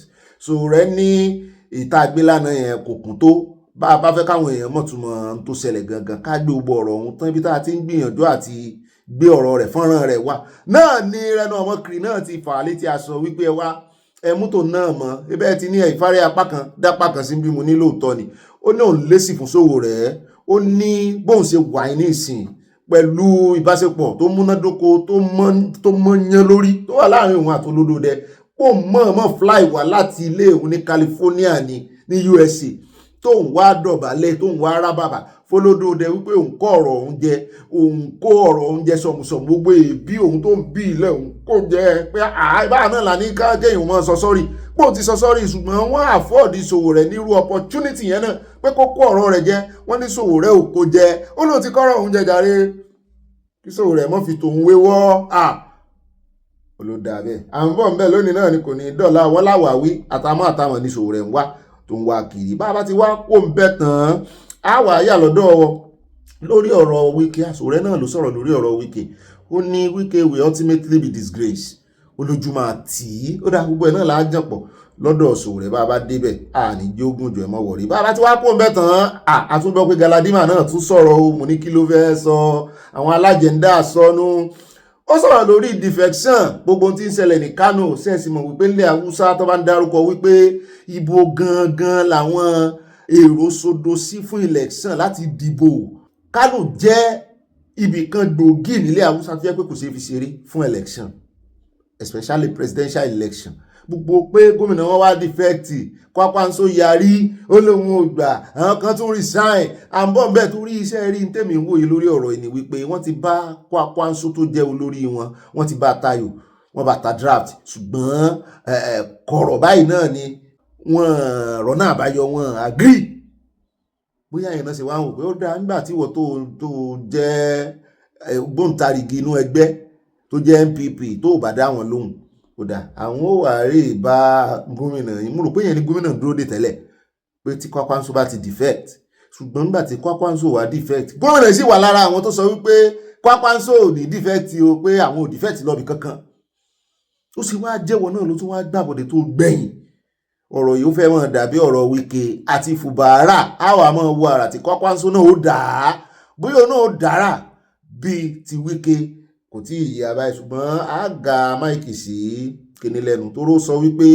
betrayal ní torí gbogbo àwọn ẹlẹ́gbẹ́ wọn náà rí inú ẹgbẹ́ NNPP bóyá Kano ni bàbá Galadima náà wà mi ò mọ̀ wọ́n ní gómìnà yẹn ó betray Kwakwanso ó betray ẹgbẹ́ NNPP ni ó dà ń bọ̀ ń bẹ̀ a ga máìkì sí lẹ́nu yóò sọ̀rọ̀ bára tí wàá kúrò ń bẹ̀ tán lórí ọ̀rọ̀ betrayal tó jọra wọn náà ni a padà sí ọ̀dọ̀ bọ̀dà Arẹ́gbẹ́ tí sòkòtò wọn ìdílé yẹn nínú ẹgbẹ́ ADC ga máìkì sí Àtíkù náà lẹ́nu náà sọ̀rọ̀ níbi tó ti ń pàrọwà tí ń pàṣàmọ̀ tó ń sàǹnà rawọ́ ẹ̀bẹ̀ sí àwọn ẹgbẹ́ wọn àtàwọn tí Obedient pé kán jọ bẹ́ẹ̀ náà la tún gbọ́ wípé ètò ti tò báyìí láàrin Kwakwanso tá à ń sọ iná àti Peter Obi pé Kwakwanso ló fẹ́ ṣe igbákejì Peter Obi tí tíkẹ́ẹ̀tì ADC bá rí ìjà wọn Peter Obi lọ́wọ́ Kwakwanso náà kéré nú ayé o olódòdẹ it is well. Lọ́rọ̀ kan àmú ọ̀rọ̀ wọn bọ̀ wá fún yín. Arẹ́gbẹ́ náà wá sọ̀rọ̀ torí ọ̀rọ̀ betrayal alábádébí lórí ọ̀rọ̀ loyalist. Lárẹ́gbẹ́ bá ganu sí máìkì wípé tẹ́ ẹ bá ní kó ń wà lóyà ta ni kó ń wà lóyà sí state ni àbí sí ẹni tó pera rẹ̀ lọ́gá àwọn ìsà ń sòkò ọ̀rọ̀ àsìmẹ́ntì ń sòkò ọ̀rọ̀ sí ẹni tí ń dọ́gbọ́n kọ lẹ́tà sí ẹni tó àdírẹ́sì ẹ̀ sí àmọ́ gbogbo alamọ̀ ọ̀rọ̀ loyalist láàrin ọ̀gá àtọmọṣẹ́ àwọn bóyá ọmọọṣẹ́ gbà pọ̀ ọmọọṣẹ́ lóhun bóyá ọ̀gá náà sì gbà pé ọ̀rẹ́ làwọn torí wọ́n ní wọléwọ̀de wọn ló wọnú ara wọn gan ni wọ́n ní títí di dáì àwọn àmú ọ̀rọ̀ ẹlòmíì náà wà lẹ́yìn Tarẹ́gbẹ́ tó náà sọ wípé òun àtàrẹ́gbẹ́ lọ Mọ́kà láìpẹ́ yìí òun sì gbónú àdúrà rẹ̀ tí ń gbàdúrà fọlódóodẹ mo ní ṣe àdúrà Arẹ́gbẹ́ lórí ìtẹ́tí sí ni Arẹ́gbẹ́ ń gbàdúrà sí Allah ìwọ tó lọ bẹ̀ náà ń gbàdúrà sí Allah ìwọ wá fi àdúrà tiẹ̀ lẹ̀ ó wá expand the network etí rẹ̀ òré ìgbó àdúrà Arẹ́gbẹ́ ń gbàdúrà fún olódóodẹ ìjà sì wà láàrin wọn ló wọn rí bẹ́ẹ̀ àwọn ọmọ méjèèjì bọ̀ wọ́n sọ̀rọ̀ lẹ́kùnrẹ́rẹ́ bá a bá ti wá pò ń bẹ̀ tán á wà yà ní ọ̀dọ̀ Àsàrídòkúbọ̀ ó ń jọ bí ẹni pé ìjà fẹ́ bẹ́lẹ̀ ní Rivers State láàrin àwọn ex-militant tó ń polo òun gangan ni ọmọ lójú federal government òun ríre jẹ òun rí contract gbà dáadáa ó sì ń ṣe iṣẹ́ ribiribi àgbọ̀ kókó ìbọn lé àwọn youth lọ́wọ́ láìpẹ́ ni youth kan jáde tó ní enough is enough fún Àsàrídòkúbọ̀ ìbọn náà ń kó lé àwọn lọ́wọ́ wọn ń pa àwọn gan ṣùgbọ́n a gbọ́ pé tó ń pò ló ń tiẹ̀ lẹ́yìn ìgbà tó ti káwọ́lẹ̀ tán ti fún wọn l'amnesty òun ṣe bẹ́bẹ́ ó ń kọ́ police station ó ń sóríṣiríṣi tó ń ná owó gan tó ń gbówó lẹ̀ tó sì jẹ́ wípé ó ń rí ojú rere gbà láti federal government mo rò pé ìyẹn ni Àsàrí ò rí mọ́ bóyá lòun tún fi wá ń kọjú sí àwọn jihadis ibẹ̀ ni ó ń jọ bẹ́ẹ̀ ni pé bẹ́ẹ̀ ni Àsàrí ti ń rówó ní ìsìn orí ẹ̀ ó sọ̀rọ̀ ààrẹ ó convert sí muslim ibẹ̀ ló ti ń rówó ní ìsìn àjọṣepọ̀ wọn àtàwọn Fúlàní yẹn ó wọ̀wọ́ abárí tí ń pàrọwà ogun tí ń wọ̀nù tó ń polo ló ti ẹ̀dá abẹ́ àyá ní bóyá ọ̀rọ̀ Wike àti Fubara ló tún expand ìdìbẹ̀ mo ní àṣàgbọ̀rọ̀ lẹ́nu ẹ̀ gbogbo tí ó bá sọ tó fi ń sọ wípé àmì man you are a man ṣé tó ń polo wá kéré náà ayé ni Àsàrí ológun àná ni orí èèyàn challenge bá ti wá kó ń bẹ̀tàn á dé ọ̀dọ̀ arákùnrin kan ibi foreign trips láàmú mọ́ lórí ọ̀rọ̀ foreign trips láàmú mọ́ ó ní ààrẹ tí ń overdo jù ó dá ẹ mọ̀jà sọ́yún mọ̀ ló bá dé àkàtà ti Turkey àmú mọ́ bàbá ti wá kó ń bẹ̀tàn á wà yà lórí ọ̀rọ̀ tí àwọn ọmọ ológun tán mú o tán náà fẹ́ gbàjọba wọn fẹ́ dìtẹ̀ gbàjọba lọ́wọ́ olódòdẹ tó fi àpà ẹ fẹ́ mú olódòdẹ ẹ fẹ́ mú àwọn mínísítà ẹ fẹ́ mú VP ẹ̀ náà ẹ yorùkọ VP kó ń bẹ VP wo bójúbójú náà ń fi yẹn sí jáde gbogbo wọn ọmọ Yorùbá kan nìkan ló wà ń bẹ Ọ̀ṣun state ló sì ti wá mo ní ìyẹn ti forí kó jápé tiẹ̀ wọn láwọn ológun ni ó ṣèdájọ́ wọn o gbogbo eléyìí tí bàbá Fẹ́mi Fálànà sọ lánàá wọn ní ká mọ́ dá sí ọ̀rọ̀ military ni it remains with the military wọ́n láwọn làwọn mọ́ báwọn ó ṣe go about yẹ làbá rí gbogbo wọ́n ṣe gbìyànjú gbogbo bí wọ́n ṣe ń pa wọ́n ṣe ń kún bí wọ́n ṣe fẹ́ rúùlù Nàìjíríà ẹni tán fẹ́ fi sípò ẹni tán fẹ́ fi ṣe ọ̀gá ẹni tán fẹ́ àti gbogbo àwọn sponsors wọn tó mọ̀ sí wọ́n ní àṣírí sì ń tú lọ o à ń bọ̀ ń bẹ̀ àgbéǹdébẹ̀ gbogbo kọ̀rọ̀ gbogbo woro sí woro àgbéǹdébẹ̀ lónìí náà ni kò ní dọ́là àníírí jù báyìí lọ́nu gbogbo àwọn àkórí ìròyìn wa tí àfimọ́ bá wà mọ̀ bá nínú bọ́dí ìròyìn ó dáa ní pápápá ẹjẹ́ àtẹ̀síwájú káwọnú abala tí wọ́n mọ̀ tẹ̀lé Abala Sanawole ẹsẹ̀ cheese ẹsẹ̀ Mushin ẹsẹ̀ olóòṣàṣínú ẹsẹ̀ àbòsí kan ẹgbẹ́ borun ẹ̀yin obìnrin àwọn ọkùnrin ká gbé fìlà ẹni tí ò bá ní fìlà kò ságbé nǹkan kan ẹsẹ̀ wẹ́dẹ́wẹ́dẹ́ ẹsẹ̀ Olúwa ó ṣeun o alálẹ̀ ẹsẹ̀ o lórí bàbá Sunday Igboho gbọ̀pẹ́ wa gbàyìn wa gbọ̀pẹ́ wa gbàyìn wa gbọ̀pẹ́ wa gbàyìn wa fi pàkà ibà màámi mo mí sí lẹ́nu ọjọ́ mẹ́ta yìí o mi ò mọ̀ wáyé mo dẹ̀ ń rọ́wọ́ inú comment section ó dá alákọ̀ọ́kọ́ nu abala àfipàkà tòní ẹ jẹ́ adé Rivers State níbi tó ti fi ẹ̀sùn kan Fubara wọ́n ń wá gbogbo ọ̀nà láti kojú Fubara sórun alẹ́ wọ́n fẹ́ jẹ́ kó forí sọ àpáta olódòdẹ ní ìkànnú àwọn youth leader kan náà pé ló bá gbé ìròyìn kan jáde wípé Fubara ti gbé àwòrán olódòdẹ kúrò ní government house pé ó ń tan olódòdẹ ní gbogbo ayé wọn ti ẹ̀dá lóhùn wọn náà ti mọ̀ pé ilé wọn ràn ní nínú gbogbo tí ń ṣẹlẹ̀ àwòrán olódòdẹ wọn gbé kúrò ní kinní ni wọ́n wá ń sọ̀rọ̀ lé lórí kò lè rí bẹ́ẹ̀ wọ́n ní the Rivers State ti wá dáhùn wọ́n ti deny allegation pé Governor Fubara Simlaye ó ti remove official portrait of President Bola Ahmed Tinubu from the government house, Port Harcourt. This was contained in a statement by the Permanent Secretary of the State Ministry of Information and Communications, Honorable Sirawo, on Tuesday. Sirawo was reacting to a statement which he claimed was credited to the state chapter of the National Youth Council of Nigeria and allegedly authorized by Bestman Innocent Amadi. Wọ́n ní Sirawo ó sọ wípé allegation yìí kò lẹ́sẹ̀ ńlẹ̀ ó wà misleading ó wà irresponsible ó sì sọ ní Fubara now enjoys even a more robust and cordial relationship with the president and his administration as well as the renewed hope agenda. Ó ní so ká máa wà irọ́ tí ò lẹ́sẹ̀ ńlẹ̀ ó ní àgékù ejò ní gbogbo wọn wọ́n ń joro kiri mo ní joro jára joro mo fẹ́ kọrin Wizkid fún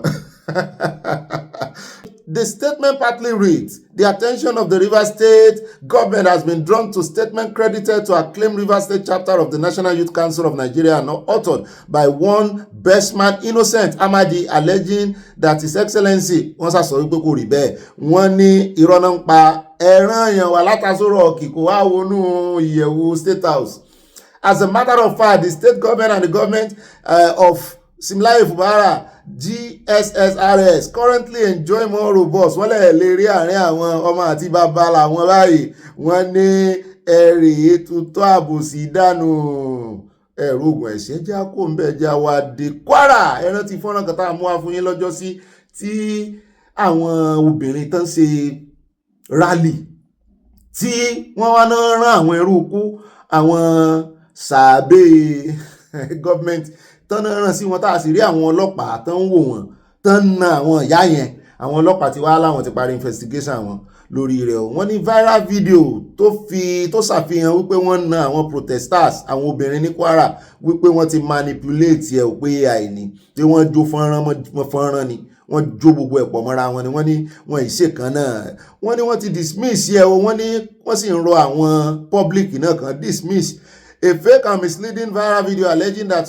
women are assaulted during a protest at the government house in Ilorin, describing the footage as digitally manipulated. The police made this known in a statement issued on Tuesday by the state police public relations officer SP Adetonwu Ejire Adeyemi following public outrage over a video that surfaced on social media claiming that security operatives claiming that pé àwọn ọlọ́pàá pé àwọn gangan náà ń fojú àwọn arábìnrin ìgbòlẹ̀kùsẹ̀ tó sọ bẹ́ẹ̀ pa àwọn ọlọ́pàá ni tí àwọn èèyàn sọ ni wípé àátún fọ́nrán yẹn wò táwọn èèyàn sọ ni wípé àwọn ọmọ ta wọ́n kọ́ ìgbà lé wọn lọ́wọ́ a sì rí bóyá wá jomọ́ra wọn ni bóyá jomọ́ra wọn àti ìmọ̀ ṣùgbọ́n wípé wọ́n ní àwọn ọlọ́pàá ló ń na àwọn èèyàn yẹn irọ́ òkùnsẹ́ tó sọ bẹ́ẹ̀ táwọn èèyàn sọ ni pé àwọn ọlọ́pàá ń wòran. According to the command, the forensic analysis of the video revealed that it was a composite clip created by splicing unrelated footage together to falsely portray an incident that never occurred at the government house. Wọ́n ní kò tiẹ̀ ṣẹlẹ̀ ní government house. Wọ́n ní ibi tí ọlọ́pàá ti ń wòran yẹn gan wọ́n ní kì í ṣe government house sí Kwara. Wọ́n náà jòpọ̀ mọ́ ibi tí àwọn obìnrin tí wọ́n ti ń ṣèwọ́de ṣùgbọ́n àwọn obìnrin yẹn náà ń pariwo. Wọ́n ní kì í ṣe government house Kwara. Ẹgbẹ́ àwọn wo ló wá lọ jọ fọ́nrán pọ̀ mọ́ fọ́nrán àwọn èèyàn burú nígbà náà. The video tààrẹ gbàgbọ́. The video currently circulating is a digitally manipulated composite, deliberately edited by merging scenes of violent altercations from unrelated incidents with footage from a peaceful protest to create a false narrative. Who could have done that? The police further disclosed that some of the images being circulated alongside the video were traced to separate incidents that occurred several months earlier and had no connection with any protest in Ilorin. The command added that effort by its investigative team to locate and interview the alleged victims, particularly the 2 women featured in the viral clip, had proved abortive. Ẹgbẹ́ wọn lẹ́yìn tẹ́ ẹ bá mọ̀ wọ́n ẹ bá ń tẹ fọ́nrán yẹn sí ká tún wò. Wọ́n ní gbogbo ẹ̀yin tẹ́ ẹ bá mọ àwọn ojú yìí, wọ́n ní ẹnìkan wá káwọn fọ̀rọ̀ wá wọn lẹ́nu wò pé ṣé wọ́n nà wọ́n lóòótọ́ ẹni tó ṣe léyìí tó bá jó òótọ́ nìtàn rí ìjú fọ́nrán tí ò jọra wọn papọ̀. Ó yẹ kán mọ̀ náà ó sì yẹ kí investigative team àwọn ọlọ́pàá ní Kwara kán lè trace ẹ̀dọ̀dọ̀ ẹni tó kọ́kọ́ ju fídíò yẹn lórí agbágbé. Ó yẹ kẹ́ ẹ lè trace ẹni tó kọ́kọ́ upload fídíò yẹn gangan, ìbá ṣe lórí Facebook, join together, ìbá ṣe lórí X, gbogbo borí ẹ̀rọ ayélujára, kẹ́ ẹ kọ́kọ́ wo ẹni tó upload ẹ̀ nítorí fi máa ń mọ source of the kìíní nìyẹn. IP address ẹni tó kọ́kọ́ operate ẹ̀ mọ ibi tọ́rọ̀ ti wọ́ wa. Ṣùgbọ́n ọjọ́ náà ní fọ́nrán ìjáde náà, sọ́jọ́ ẹ̀ náà ti sáré gé síra wọn ajájọ tó. Ó dá ọ pẹ̀lú gbogbo tí àwọn ọlọ́pàá sọ, ẹjẹ́ àjọ farabalẹ̀ wo fọ́nrán yìí o. Ṣé ẹ rí State House ńbẹ, orúkọ Kwara State Government House ńbẹ àbẹ́ẹ̀ rí? Torí tí àwọn ọlọ́pàá Kwara ń sọ ni pé wọ́n jan fọ́nrán kan pọ̀ mọ́ fọ́nrán kan èyí tó ti ṣẹlẹ̀ tipẹ́ ń bì kan. Wọ́n ti ẹ̀ sọ pé AI ní fídíò yẹn, wọ́n kàn ní wọ́n ti manipulate ẹ̀. Ṣùgbọ́n mo fẹ́ ká jọ wò kẹ́ wá sọ̀rọ̀ lé lórí. Ṣó ṣẹlẹ̀ lóòótọ́? Òkè déètì tó ṣẹlẹ̀ bóyá ó yàtọ̀ sí. Mo rí àwọn kan tán nà ń bẹ́ẹ̀, wọ́n na obìnrin bíi náà iwájú State House sì ni wọ́n ti lárí inú fọ́nrán yìí pé wọ́n ti na àwọn obìnrin.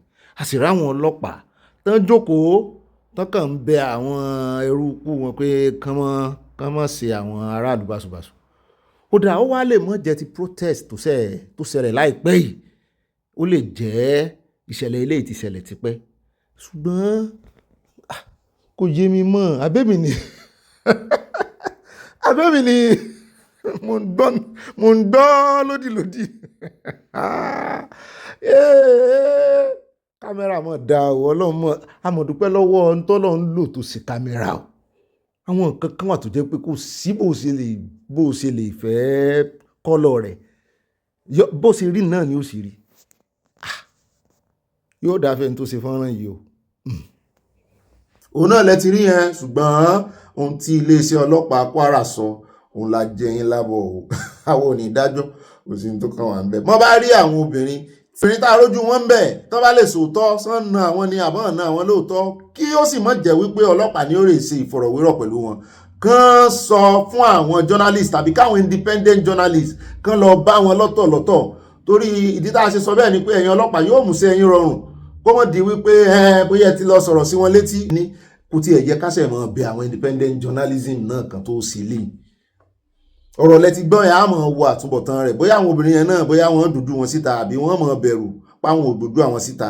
Gbogbo ẹ̀yin tẹ́ bá mọ̀ wọ́n pátápátá a fẹ́ rí òkodoro òótọ́ lábẹ́ kìíní. Iléeṣẹ́ ọlọ́pàá Kwara ẹ̀ mọ́ ti jáwọ́ iṣẹ́ lórí investigation yìí o. Ẹni tó kọ́kọ́ ju fọ́nrán ẹ lè mọ̀, ẹ béèrè lọ́wọ́ IT person yóò mọ̀ bí ó sì rí. A mọ̀ retí ẹjá kó mẹjá tẹ̀síwájú, ẹjá wá lọ sínú ìròyìn tí wọ́n mọ̀ tẹ̀lé inú abala àfipákà. Ẹjá sáré dé Ìlọrin náà là ń lọ, ó sì ṣe Kwara náà là wà.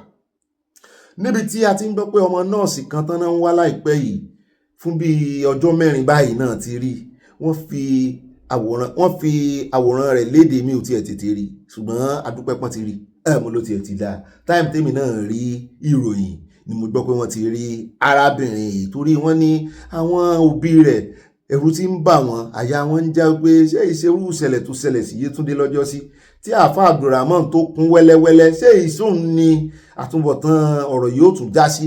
Ṣùgbọ́n lọ́rọ̀ kan wá sọ wọ́n ní Sulaiman Faisat lórúkọ rẹ̀ o, ọmọ 20 ọdún ni, nọ́ọ̀sì ní í ṣe. Wọ́n ní January 22 náà ti kófìrí rẹ̀ kàn ní Ìlọrin ní location rẹ̀. Any information wọ́n ní kan pe nọ́mbà ẹ̀, ṣùgbọ́n ẹlòmíì tún ti wá upload jáde wá kí Ọlánrewájú ó ti wá jẹ́ kí gbogbo ayé mọ̀ ìyẹn ní àná wípé kò tiẹ̀ tí ju 12 hours lọ pé wọ́n ti rí ẹni tán ń wá o. Thanks to everyone, she has been found in the police custody, Nigeria police head. Wọ́n ní wọ́n mú sáhàmọ́ for 5 days without granting her access to phone or anything. What kind of cruel system is this?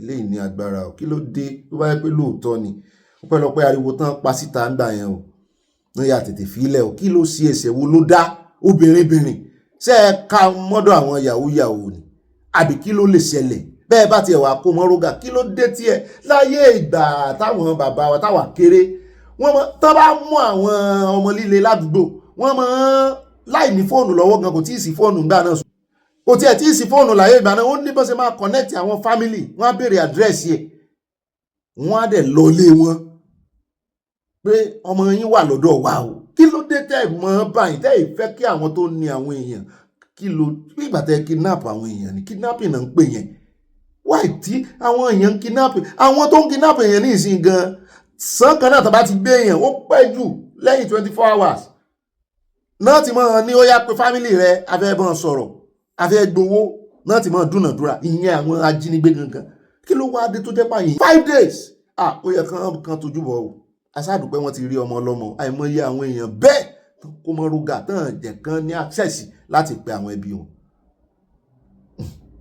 ó dà ní ìríjú báyìí lọ́nà Abala ti Sanawole o ní pápápá ẹja catapult sínú ìròyìn tí ọmọ tẹ̀lé o àwọn ọ̀ràn tí fi eléyìí sí nínú abala àkórí ìròyìn o tí Àwùjalẹ̀ á sọ ọ́nà àkójọpọ̀ ìròyìn á fún yín lọ́pdéètì o ọ̀rọ̀ ti Bùràwásì tún jẹyọ mọ́ra àwọn mọ̀mọ́ àwọn ayé tán jókòó wọ́n rọ̀gbà tí Bùràwásì kàbáyìí ni wípé àwọn ò ní jẹ́ kí nǹkan kan ṣe Bùràwásì pé abiyamọ ní gbọmọ ìrùkẹ̀rẹ̀ agbọmọ Ọ̀rúnmìlà ẹlẹ́rìí Bùràwásì láàrin wọn ẹ̀rí láàrin wọn torí ọ̀rọ̀ Bùràwásì náà ṣe péjọ wọ́n sì fẹ́ fi tó àwọn public létí bẹ́ẹ̀ náà ni à ń gbé bàbá kan bọ̀ bàbá olóyè níyàn alẹ́nulọ́rọ̀ ní ń jẹ̀bú àwọn náà fún wa lọ́pdéètì ó wá ń kọ wọ́n lóminú pé kí ló dé tí ìjọba Ògùn state tún dá wọn lọ́wọ́ kọ kán wá sọ ìdí ọ̀fíṣálì kí ìjọba Ògùn state wá sọ ìdí ń táwọn ṣe tán tó fi dá wọn lọ́wọ́ kọ kí gbogbo ayé gbọ́ àbọ̀ ń bẹ́ẹ̀ àfún lọ́pdéètì ẹ̀ àní ìrìjù báyìí ló yá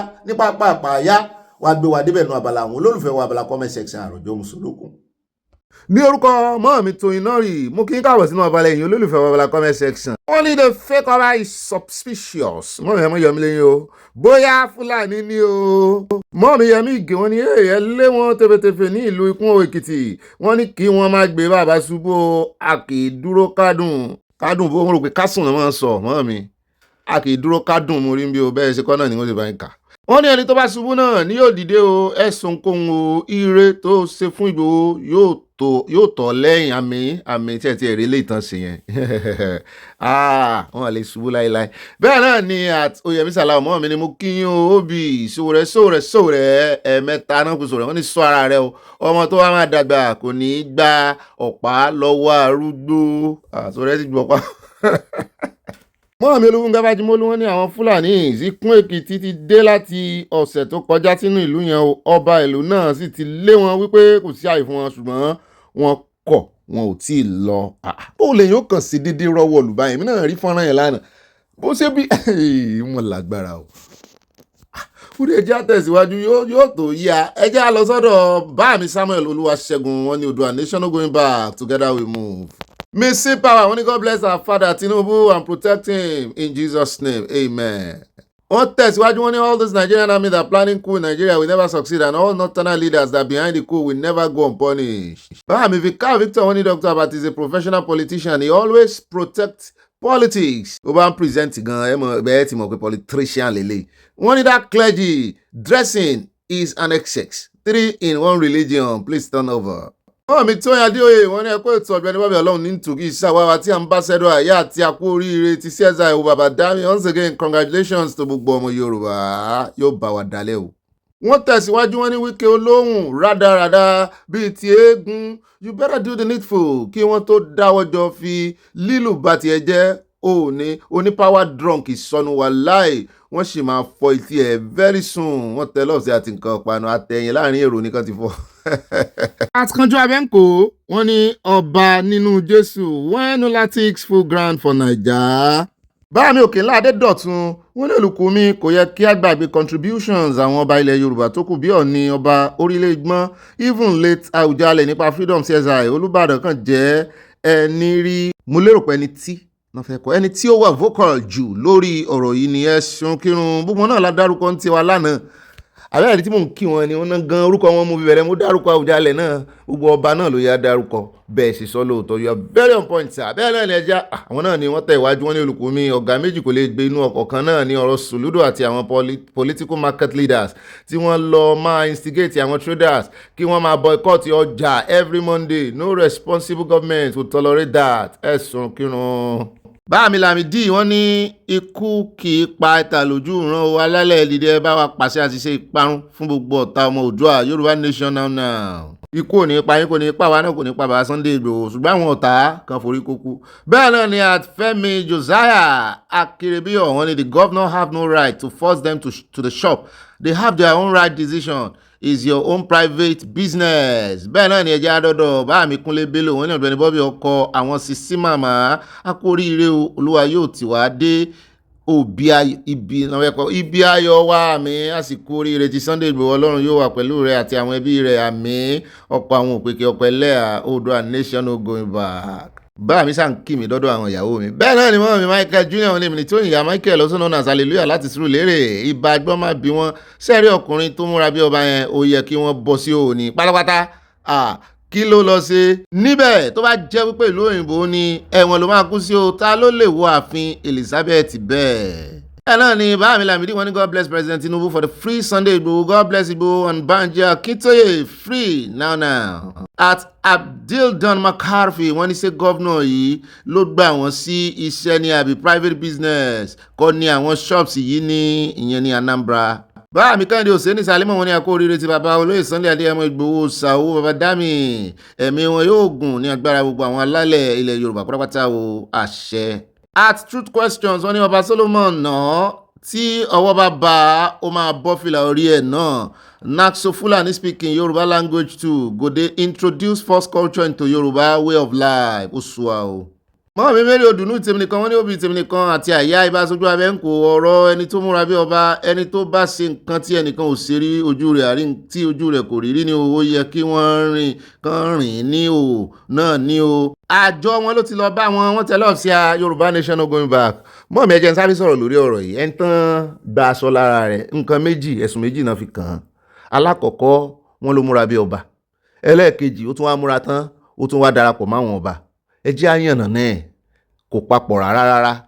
Òkè tí ò bá lọ bá wọn bẹ̀ wọ́n ní mú àbí wọ́n ní mọ̀ wípé àwọn tó múra bí ọba yẹn tọ́kàn fi ra wọn jọba wọ́n ní mọ̀ wípé ó ń ba àṣà jẹ́ ṣọ́ṣẹ́ ń rí àwọn tó múra bí ọba tí ò wà bá wọn àgbà pé ọba Solomon ò lọ bá wọn lé ṣùgbọ́n ọba Solomon kì í sọba ìlú kan náà ebó náà jáde ó ní Ọlọ́run ló fún ìjọba ni àbẹ́ ti gbàgbé ìgbà tí ọba Solomon kọ́kọ́ bẹ̀rẹ̀ ẹ sì gbàgbé gbogbo everybody ló ń wò bíi pé ta ni ṣùgbọ́n nígbà tó yá gbogbo alágbà ó ti gbà Nàìjíríà ẹ̀wọ̀n tí ò da àwọn oníṣẹ̀ṣe ti wọra wọn ràn jù. Kódà kó mọ̀ jáde kó jádùúgbò rẹ̀ ni ti ń wọ̀ tá a ló fi ọjọ́ bá. Báàmì Richard Ibidapo wọ́n ní Ọ̀gbẹ́ni Bobby you're too much this news today is fantastic keep it up wọ́n tẹ love rẹpẹtẹ sí àwọn báàmì yọ yẹ̀yìn o etí fantastic tẹ́ fi gbọ́ kò ní di ojú fantastic tẹ́ fi ń wò wá tẹ́ fi rí fantastic inú wa Ọlọ́run ní jẹ́ kí ayọ̀ àti adùn fantastic fi yín lẹ̀ ẹ bá ń kí mọ́ mi o. Wọ́n tẹ̀síwájú wọ́n ní my wife is saying hello it's me you calling too ẹ bá ń kí mọ́ mi mo fẹ́ kọrin èbó ohun mi ò gbé. Mọ́ mi ológun kẹ́lájú mọ́ ní wọ́n ní Bobby kí Ọlọ́run ṣàánú fún Tinubu kó rọra ìrìn àjò ọjọ́ orí kò dúró ó ní láti sinmi sílé díẹ̀. Ẹni kútúwé ń jí Ọlá Kàfàǹsà wọn kúkú rí investor. Mọ́ mi tó iná rẹ̀ wọ́n ní this wicked is wicked with his unclear voice. Mọ́ mi Stella Ògúnbàjò wọn ní òmìnira ìtúsílẹ̀ cheese Mushin olóòṣà bàbá wa Ládọjà kábíyèsí ò kádé pẹ́ lórí o kí bàtà pẹ́ lẹ́sẹ̀ o. Ẹ ṣé púpọ̀ bàbá dáadáa ẹ̀mí ágùn ní àṣẹ Ìdùmarè àmín ẹ̀yin tẹ́ kí wọn náà ẹ̀mí ti inú ogun ẹ̀mí gbogbo wa ní ogun kò ní gungun ìyá o. Mọ́ mi mo súnmọ́lá olúwo tèmi nìkan wọn ní Ọ̀gbẹ́ni Bobby tèmi nìkan kọ wa kí láyé àwọn àfáà ìṣerí báyìí Ọlọ́run gbà wá o bàbá wa Ládọjà bàbá Olúgbọ́n àti ẹ̀yin bàbá tí ẹ ràn Ìgbòho òòṣà lọ́wọ́ a máa rí yín bá o wọ́n tẹ lọ́ọ̀sì àwọn kì í gbọ́n fi nǹkan panu ránṣẹ́ sáwọn bàbá wa.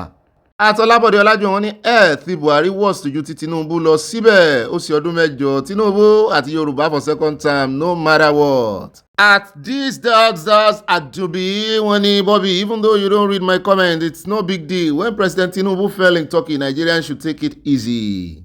Bẹ́ẹ̀ náà ni mọ́ mi fún mi lọ́lá bẹ́rẹ̀ wọn ní Ọ̀gbẹ́ni Bobby ọkọ̀ wa Ìbáyọ̀ Míkún àánú Olúwa kò ní fi ń sílẹ̀ àmì àbọ̀ Ọlọ́run máa dájú lórí bàbá wa CSI òṣà mi. Love you.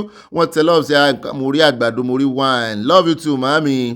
Àti Ọlọ́run òjò wọ́n ní hello Ọ̀gbẹ́ni Bobby akó ayọ̀ tí olóyè Adéyẹmọ Sunday Igboho láìpẹ́ Ọlọ́run yóò mú wa délé o ilẹ̀ ìlérí wa o àmì àṣẹ kí àyà fún wa wọ́n tẹ love sí bá mi mo láìbẹ̀ sí kọ Yorùbá yín lọ́tẹ̀ yìí kò sí tráfíkì inú ẹ̀ yọ yẹ yín bàbá mi kò ní yẹ ẹ lẹ̀. Wọ́n mi fún mi lọ́lá Bello àwọn àti ẹlẹ́yàndá pàràǹbí wọ́n ní Ọ̀gbẹ́ni Bobby ọkọ̀ àwa sisi màmá àkókò tó láti ṣe rotation bí ìtọ̀yọ̀ ẹni tí oorun bá kan láàrin ìyálé àti ìyàwó ẹlẹ́yà ní ẹni pé ẹ sọ pé mi ò gbọ́ nǹkan kan ẹni tó oorun bá kàn kó lọ sùn náà why tẹ́ ń pè I love you so much mami enjoy your week ma ẹni tó oorun bá kàn kó lọ sùn ó dáa ẹ fẹ́ mọ̀ rotate ẹ̀ láì sáwọn lọ́balọ́ba. Rotation dénú ilé náà dénú yàrá ó dénú yẹ̀wù bẹ́ẹ̀ náà ni. Mọ́mí Dorcas Jalo ya Bobby ní Netherlands wọ́n ní kalẹ̀ gbogbo ẹbí aláyọ̀ brọ́dà mi Ọ̀gbẹ́ni Bobby wa àti àyà wa tàtà wọ́n tẹ lọ́ọ̀sì wa inú wa dùn láti gbọ́ ìròyìn àṣàlẹ̀ ìmọ̀ mi inú yín ọmọ dùn forever ni kò ní dúró. Mọ́mí Olúṣọlá Adébáyọ̀ wọ́n ní àwọn èrò yìí gan wọ́n tó ìlú kékeré sì ní Ìkún Èkìtì àbẹ́ẹ̀rí wọ́n fẹ́ gbàlùmọ́ lọ́wọ́ ni Dansaki sí ọba ìlú náà o ẹ kú ìyànjú wọn nǹkan tán Obi àtàyà wọn tẹ lọ́ọ̀sì àti nǹkan panu. Mọ́mí Dorcas Jalo wọn ní a kú oríire àná fún bàbá Sunday Igboho wọn tẹ lọ́ọ̀sì Ọlọ́run ṣeun o. Mọ́mí mo dúpẹ́ Adénúgà Wílà wọ́n ní a kò ní gba àlejò ọ̀ràn lórúkọ Jésù àmì olódò dẹ àdàgbà dògbò wọ́n ti dàgbà kan dògbò lókù báyìí. Ìbà Yorùbá nation káfàtà God bless us all on this platform amen. Mọ́mí Kẹ̀mú Blonsky wọ́n ní Tinubu ṣubúṣubú òdìdé ló bá tán may God never allow Shettima prayer to come to pass amen. Shettima àtàwọn Fúlàní ẹ̀ inú wọn wọn dùn kọ̀rọ̀ ẹ̀kẹ́ wọn nísìn. At Adéṣọlá Ìbíkúnlé mo ti ẹ̀kọ́kọ́ rí àwọn love rẹpẹtẹ tẹ́tẹ̀ yìí mo rí nǹkan panu tẹ́ fi ránṣẹ́ wáìnì wà ń bẹ wọ́n ní Ọ̀gbẹ́ni Bobby bá rí dunnú ìfẹ́ inú ẹbí yìí kò ní kú láíláí mi ò lágbára Ọlọ́run àṣẹ wàá. Mọ́mí Christiana Adédèjì wọ́n ní why they have to move away they should be arrested immediately. Àwọn tán lọ bá wọn ní Èkìtì ẹ̀kan wọ̀lú ó lù ú àti ìrì gómìnà Èkìtì kò sọ nǹkan kan wọ́n máa ń fojú tẹ́bẹ́lú rẹ̀ ni. At Serena wọ́n ní Sultan kò kìí ṣe olórí ẹ̀sìn nílẹ̀ Yorùbá ní ilẹ̀ Haúsá yes he should stop spreading his tentacles in Yorùbá land àwọn Yorùbá ló ń wora wọn ràn. At Olúyọmí Olúwọlé wọ́n ní good day great minds Bobby may you be favoured in all ramifications that fake ọba is not serious what does he want amongst the real obas. Àmì o bàbá mi.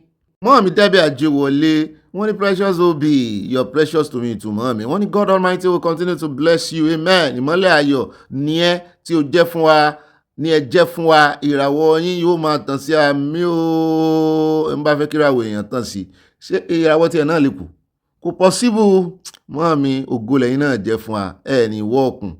Wọ́n tẹ̀síwájú yèyí ọba wọ́n ní good day precious Ọ̀gbẹ́ni Bobby congratulations olúwa kú iṣẹ́ ọba tí kì í ṣeun tí ògo ni fún Jésù welcome home CSI.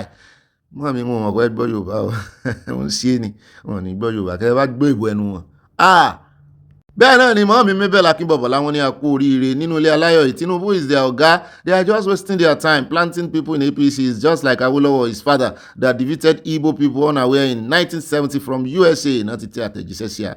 Báàmí Martin Adébọ̀wálé ẹ ṣeun o ẹ ṣeun ìgbà gbogbo ẹ ṣeun ọjọ́ gbogbo wọn ní ààwẹ̀ tí irọ́ ti jáwọ̀ ni bàbá yìí ń sọ babaláyé mi take wọn serious. Wọ́n ní so what was the achievement of the 8 years of council meetings? Story upon story. Once upon a time, there was a Lai and Buhari. Story burúkú náà ń sọ. Bẹ́ẹ̀ ni àtìkò síranú àwọn ní Tinubu is hiding something from Nigeria and that's why he's not at peace. What is he doing in Turkey to seek military help to find insecurity as Gumi asked him to? Why is Tinubu always making we Yoruba ashamed? sincerely mi gan tí ìmọ̀ tí ọ̀rọ̀ ti tọ́kì bá dé. Wọ́n ní akú iṣẹ́ takuntakun Ọlọ́run á túbọ̀ máa bá wa ṣe òbí ọ̀rọ̀ Nàìjíríà ń fẹ́ àmójútó àti àpérò gidigidi kí Ọlọ́run má ṣe dá wa dá àmì kò síranù ọmọ lójú Olódùmarè. Gbọ̀ngàn Olúfì àròkọdẹ́jà aṣọ ọmọ gbọ̀ngàn ní mọ̀dẹ́kẹ́ mọ́ gbogbo ẹ̀ náà àjọlẹ̀pọ̀ ni. Mọ́ mi Fasab Garba wọn ní ibà kà síwájú mo gbá ti fi lábẹ́ tí ajá yìí ó rẹ́gí ló ṣe lórí yín Ọlọ́run á túbọ̀ máa bá wa ṣe ètò wa yìí o àmì o kò dẹ̀ ní sí ọ̀rọ̀ sọ pẹ̀lú ògo Ọlọ́run àmì nítorí wípé à ń gbádùn ẹ̀yin àti ambassador àyà gan wọ́n tẹ love sí àmì o ẹ̀sìn mọ́ mi o. Atembi J wọ́n ní ẹkú ètò sa Ọlọ́run lẹ́ ń kíkì sáwà o. Nothing will happen to our darling loving father President Tinubu Yorùbá ní ìran mi. Love you my bro, love you too. Àtàdé pọ̀jù Ọ̀pẹ̀yẹmí wọ́n ní ẹkú ètò Mr. Bobby Ọlọ́run ní mọ̀ ń tò àwọn gbìyànjú ní arákùnrin tó múra bí ọba ó jẹ̀bi ọba Solomon ìmúra rẹ̀ yàtọ̀ sí ti bàbá yìí o. Ìmúra yìí yóò pa iyì mọ́ àwọn ọba wa lára kò dára tó wọ́n tẹ́lọ̀ sí àti nǹkan panu. Ọba Solomon náà ń dádé ó sì máa ń mú ọ̀pá àdáni ẹ lọ wò nígbà tó kọ́ bẹ̀rẹ̀. Mọ́ mi lecturer mi Fatima Abubakar wọ́n ní good morning Mr. Bobby Ibaganusi yóò dára fún yín o láṣẹ Olúwa alààyè àṣẹ wọ́n tẹ́lọ̀ star àwọn ọmọ testa àṣà Elédùmarè ẹ ṣàánú wa pẹ̀lú ọba àṣàwọ̀ tó ń bolo yìí o Oòduà nation going back. Mọ́ mi yóò dára fẹ́yìn náà. Báàmí Joseph Oyèkánmi wọ́n ní òbí Yorùbá ó máa jẹ́ o àti gbà yìí báyìí wípé bàbá wa Tinubu kò gbàgbé ilẹ̀ Yorùbá nítorí náà kí ààrẹ Tinubu tètè wá nǹkan ṣe lórí ọ̀rọ̀ Wike ti ṣetán láti bá APC jẹ́ pátápátá from Indianapolis bó làdúgbò yín ṣe snow dà yín láàmú. Mọ́ mi comfort ojú wọn ní ẹkú iṣẹ́ takuntakun Ọlọ́run Elédùmarè yóò máa pa ìjáde àti ìwọlé yín máa mí o Yorùbá nation ní kíákíá yóò pa tiyín náà mọ̀mọ́ mi. Àti Richard Awẹ́ wọn ní obì ibà Ọlọ́run adúpẹ́ o Elédùmarè bàbá Aládọjà ìbà rẹ̀ 10 million times owó bàbá dámì pẹ̀lẹ́ ẹjú ọkọ̀ adérọ́pò eyín fún jọ̀wọ́ ọkọ̀ adétóyọ̀sí mọ́ mi ẹ ti ń kọ fújì o bá mi jáyé orí ẹjọ́ kò sí wá sí sìgá SM mọ́ jáyé orí ẹ pẹ̀lú sìgá SM o. Mọ́ mi Florence Alade wọ́n ní ibà ìbọ̀bọ̀ mi lẹ́ǹkẹ́ sí Sanawole rìpọ̀tẹ́lì àkóríire ti Sunday Igboho adúpẹ́ làálà yín òjà sásán làálà gbogbo òjà sásán ni Ọlọ́run yóò mú gbogbo wa dé ilẹ̀ ìmúṣẹ ìlérí àmì o wọ́n tẹ́lọ̀ sí àkè tún ṣe ilẹ̀ ìlérí mọ́ ilẹ̀ ìmúṣẹ ìlérí ọ̀rọ̀ àgbànú àgbà ò ní tán lórílẹ̀ a jẹ́ pé ilẹ̀ téèyàn bá wà tọ́lọ́run ti ṣèlérí nílẹ̀ ìlérí ibi tí mú yàn lọ nílẹ̀ ìmúṣẹ ó ti yé mi o. Mọ́ mi Victoria Fáṣẹ́mọ̀ wọ́n ní Aláàfin Rèmídòrè gbogbo àná la gbà bẹ́ẹ̀ mọ́ mi èyí tán fi bọ́n ṣe fàmì sí tán gbé síwájú ààfin kì í ṣe Rèmídòrè náà fàmì yẹn sí ẹ lọ wò dáadáa láti ń bi wọ́n léèrè pé kí làmì orí ẹ̀sán ṣe mistake ni àṣírí èèyàn dáa lóhùn látọ̀yọ́. Ará Ọ̀yọ́ ń bínú sí abẹ́ náà ní Àtítílayọ̀ olówó yẹ mọ́ mi ní but kí ni fake ọba wá lọ sí ìpàdé àwọn ọba àyà Sanawole ó sì rìn ní máàpù Google map ló ti débẹ̀. Àtolúwọlé Bákàrè wọ́n ní ibà Sanawole over 30 verses ní pípa tó wà nínú Kùránù in fact ẹ̀mí ènìyàn ò jọ àwọn ẹlẹ́sìn yẹn lójú o èmi ò rí nǹkan tí èèyàn wá nínú ẹ̀sìn yẹn jàre àpò àmójúbà olóyè Ìgbòho Olúwọlé from Dallas Texas. Bẹ́ẹ̀ náà ni Àtolúyẹmísí Abégúndé wọn ní lie Mohammed cannot but tell lies. At Akórèdé Ìyábọ̀ wọn ni a dúpẹ́ fún Ọlọ́run bàbá wa Olódòdé àti ọba wa Ládọjà wọ́n jọ ṣe senator governor president Olódòdé ọba Ládọjà Ọlọ́run mọ̀ ní gbogbo yẹn ọmọ káàntì Ọlọ́run níjàre sáyà Ọọ̀ni ọ̀fẹ́ náà wá kéré náà ayé ni kéré àwọn náà tẹnu bọ̀ ṣùgbọ́n Ọlọ́run ló ní ó ti yá. Bẹ́ẹ̀ náà ni wọ́n ní ibà tán mọ́ná láàrin orí ẹsẹ̀ mọ̀ páàrin orí ló ti mú mi. Ibà fìlà abetí ajá ibà oyè pọ̀ wọ́n bú sẹ́rìn wọ́n tẹ lọ́ọ̀ sí àmọ́ mi bá mi ayọ̀ yín kò ní dìbànújẹ́ Akórèdé Ìyábọ̀ àmọ́ mi ni wọ́n. Mọ́ mi Adésọlá Ọládèjì wọ́n ní kí ni ó kan àwa Yorùbá pẹ̀lú Sultan Sokoto ilẹ̀ Yorùbá àti ilẹ̀ Haúsá kì í ṣe nǹkan náà a sí lábẹ́ ilẹ̀ Haúsá àti ilẹ̀ Igbo adádúró ni. Wọ́n tẹ̀síwájú wọn ní Sowore sọ̀rọ̀ sí àwọn Haúsá náà àbí ó kì í ṣe ọmọ Yorùbá ni pé Yorùbá nìkan ní sọ̀rọ̀ sí.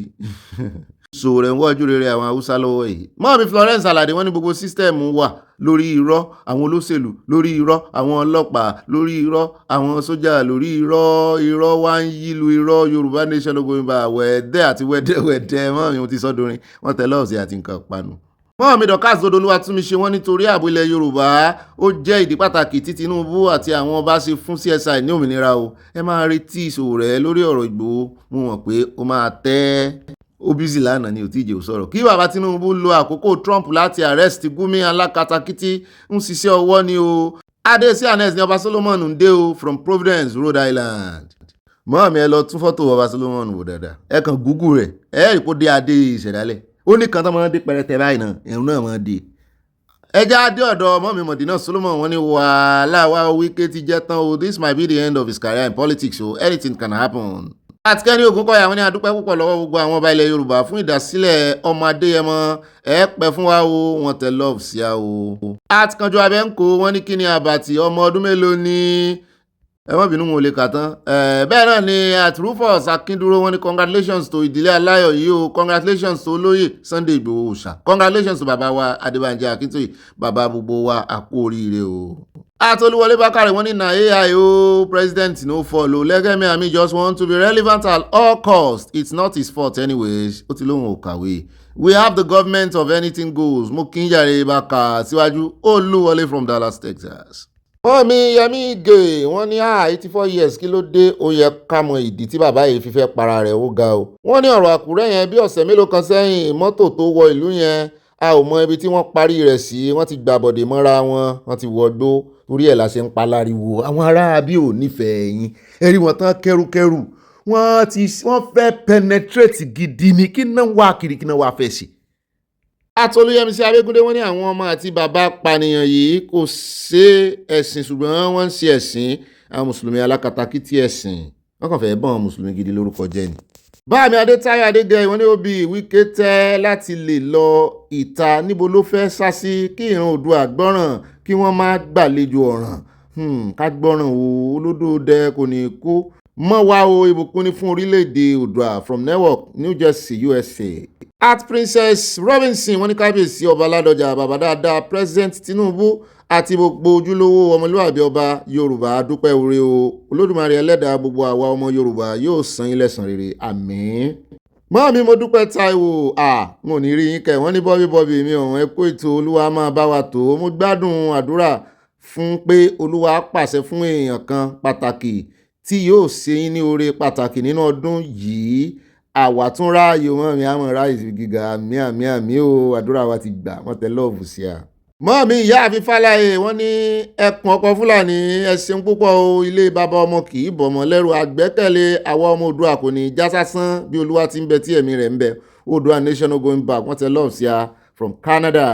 Ó dáa káàbọ̀ padà ní pápá pàláṣẹ ẹwà nǹkan jókòó lé ẹwà nǹkan tẹ́ mọ̀ fi sọ̀rọ̀ àjìjà bẹ́ẹ̀ náà ni kẹ́ẹ̀mọ́ bá pín bó bá dénú yín according to your weather ní kẹ́ẹ̀mú nǹkan lé o bí weather yín bá tutù Canada, Russia, USA ẹ mọ́ mú nǹkan tó lọ́wọ́rọ́ dáadáa bẹ́ẹ̀ bá sì gbé lẹ́yìn tètè tutù bẹ́ẹ̀ náà ní across Europe náà nǹkan tó lọ́wọ́rọ́ làwọn náà mú bẹ́ẹ̀ bá wá dé Nàìjíríà stroke Africa àtàwọn ibòmíì tó gbóná díẹ̀ ilé òní gbóná mọ́ wa ọ̀nà òní náà wá ẹ wá nǹkan tó tutù mú kó mọ̀ wá tutù jù náà o ó dá ẹ mọ̀ bá pín wá dénú yín báyìí bá wà ẹ mọ̀ bá kọ ìmọ̀ràn yín kó mọ̀ ju 5 lines lọ ẹni tó bá ti wá kọ́mẹ̀ntì rẹ̀ tí ò rí ó ti ju 5 lines lọ kódà kó fi 1 letter as in 1 letter ju 5 lines lọ à ń gbalé sádojú ni o ẹ jẹ́ wá lọ tààràtàrà sínú àkọ́kọ́ nù ìròyìn tòní lórí ọ̀rọ̀ ti coup tọ́nà dì tán fẹ́ fi gbàjọba lọ́wọ́ Olódòdẹ wọ́n ní wọ́n tágẹ́tì Olódòdẹ àti Shettima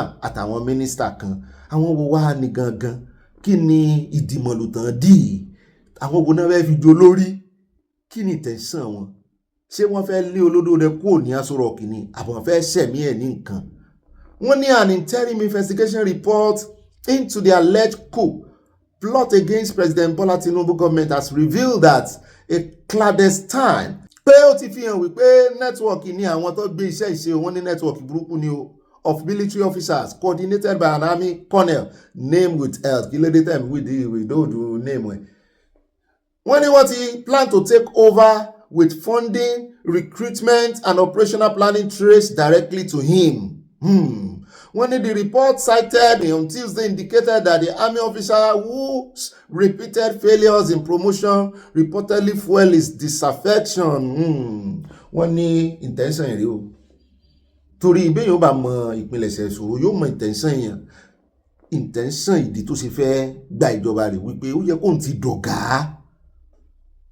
at least bóun ò tiẹ̀ jọba kóun jẹba òun sì ń ṣe exam promotion wọ́n fẹ́ẹ̀lì òun repeatedly wọ́n ní eléyìí ni ó bu epo sí iná títí ń jó nínú rẹ̀ tẹ́lẹ̀ pé àwọn gbàjọba mo rò pa wá rí àwọn èèyàn náà tí wọ́n kórìíra olódòdẹ bóyá tó lówó lọ́wọ́ torí ilẹ̀ Haúsá ọmọ Yorùbá kan ṣoṣo ló wà nù wọn ní àìfẹ́rù wọn kò Judas Iscariot yẹn wọ́n wà nù ọmọ ẹ̀yìn Jésù náà ìkan ṣoṣo báyìí náà ni ìkan ni wọ́n lè ba nǹkan jẹ́ wọ́n mọ níwọ̀n ẹyọ kan ṣoṣo yìí náà ni o ṣùgbọ́n wọ́n lè ba nǹkan jẹ́ àwọn ìfún wàrà tí wọ́n máa da wàrà nù ni wọ́n ní gbogbo àwọn yòókù ilẹ̀ Haúsá pátápátá mo ní sí òsọmọ Ìgbò ń bẹ ni wọ́n ní Air Force wà nù wọn Navy wà nù wọn Army wà nù wọn wọ́n ní assigning them to survey critical national installations pé kan ti máa survey wọ́n wà nínú wọ́n súnmọ́ sórọ̀ including the presidential villa major barracks and international airport ẹ kàn gbọ́ pé wọ́n ti wà ń bẹ̀ ni. In October 2025, the DHQ announced the arrest of 16 officers over acts of indiscipline, breaches of service regulation. Bó ti jẹ́ pé Bàbá Fálànà sì ń tẹnu mọ́ wípé wọ́n gbọ́dọ̀ wá rawọ́ ẹ̀bẹ̀ sọ́wọ́n ọmọ Nàìjíríà. Ṣùgbọ́n ní ìsìta ti mọ̀ tẹ̀sán wọn wípé torí promotion failure ni. Ṣé wọ́n tún ní ìdí àti rawọ́ ẹ̀bẹ̀ sọ́wọ́n ọmọ Nàìjíríà? Tí wọ́n bá sọ wípé investigation further shows. Àwọn ti fi further sí. Tẹ́lẹ̀ wọ́n nítorí wípé fail exam ni wọ́n sì establish ẹ̀ ń bẹ̀ ṣùgbọ́n investigation now further shows that nítorí intention nìyẹn ṣùgbọ́n iṣẹ́ tó fẹ́ gbéṣe gan ni pé wọ́n fẹ́ gbàjọba o. Shortly after, Sahara reporters reported that the officers ranging from the rank of ẹja àgbè fún Sahara reporters lórí eléyìí ẹja àgbè fún Kúndùsì rẹ ọmọ yẹlé sọ rẹ oyin kìí sóhun láàgbé fún ní Sahara ó lóun yàtọ̀ sí Sahara reporters ó dá abọ́ gbé fún iléeṣẹ́ rẹ̀ ranging from the rank of captain to brigadier general were arrested by the Defense Intelligence Agency for holding secret meetings to topple the government and linked the alleged plot to cancellation of October 1st this Independence Day rántí wọ́n cancel it.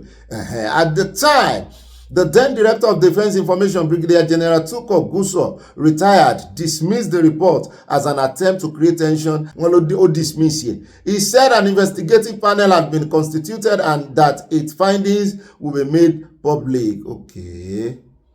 Confessing. Mass investigation.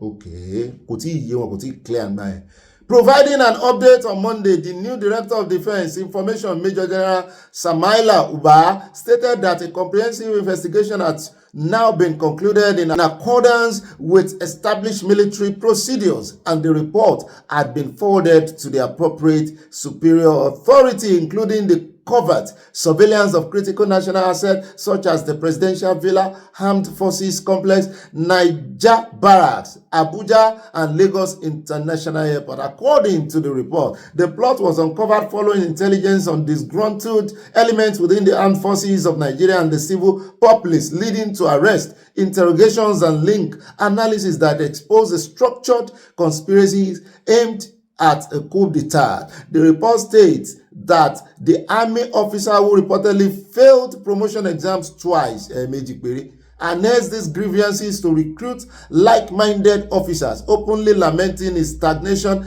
and expressing change of government. Nítorí pé òun fèèlì ṣé ìhùn ló wọ́n ní tó bá wà ní ọlọ́tí lọ́tí ń pa á mọ́ bẹ́ẹ̀ bá rọ́ lọ́tí tó lè jalè tàbí tó lè jalè lẹ́yìn ìgbà tó mọ títán tó lóun háì ó fẹ́ jalè tẹ́lẹ̀ ni ó kàn lo ọtí tó mu láti fi ní ìgbòjúgbóyà láti lọ fi jalè.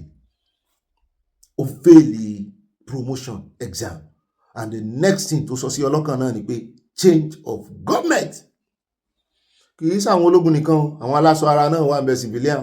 According to the report wọ́n wá lọ search inú mọ́tò rẹ̀ wọ́n ní wọ́n uncover charms Unansogun àti anti-government materials. While a raid on his residence in Lokogoma, Apo yielded very sensitive documents, including assigned roles to principal actors. Bóun ó sì fi wọ́n so lórí ẹni ní ó jẹ́ commissioner ẹni nínú Nigeria, and notes identifying how key national dignitaries were to be handled during the operation. Àwọn tẹ́ máa parí o.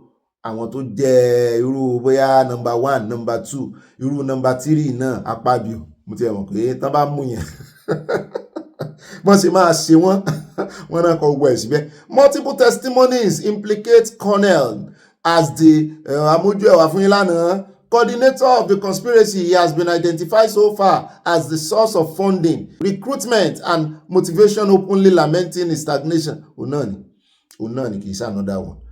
Most of the suspects are of northern extraction. Ibi tí mò ń lọ gangan rè. Àwọn ọmọ ilẹ̀ Haúsá ni o. Fúlàní wà nù wọn, Haúsá wà nù wọn.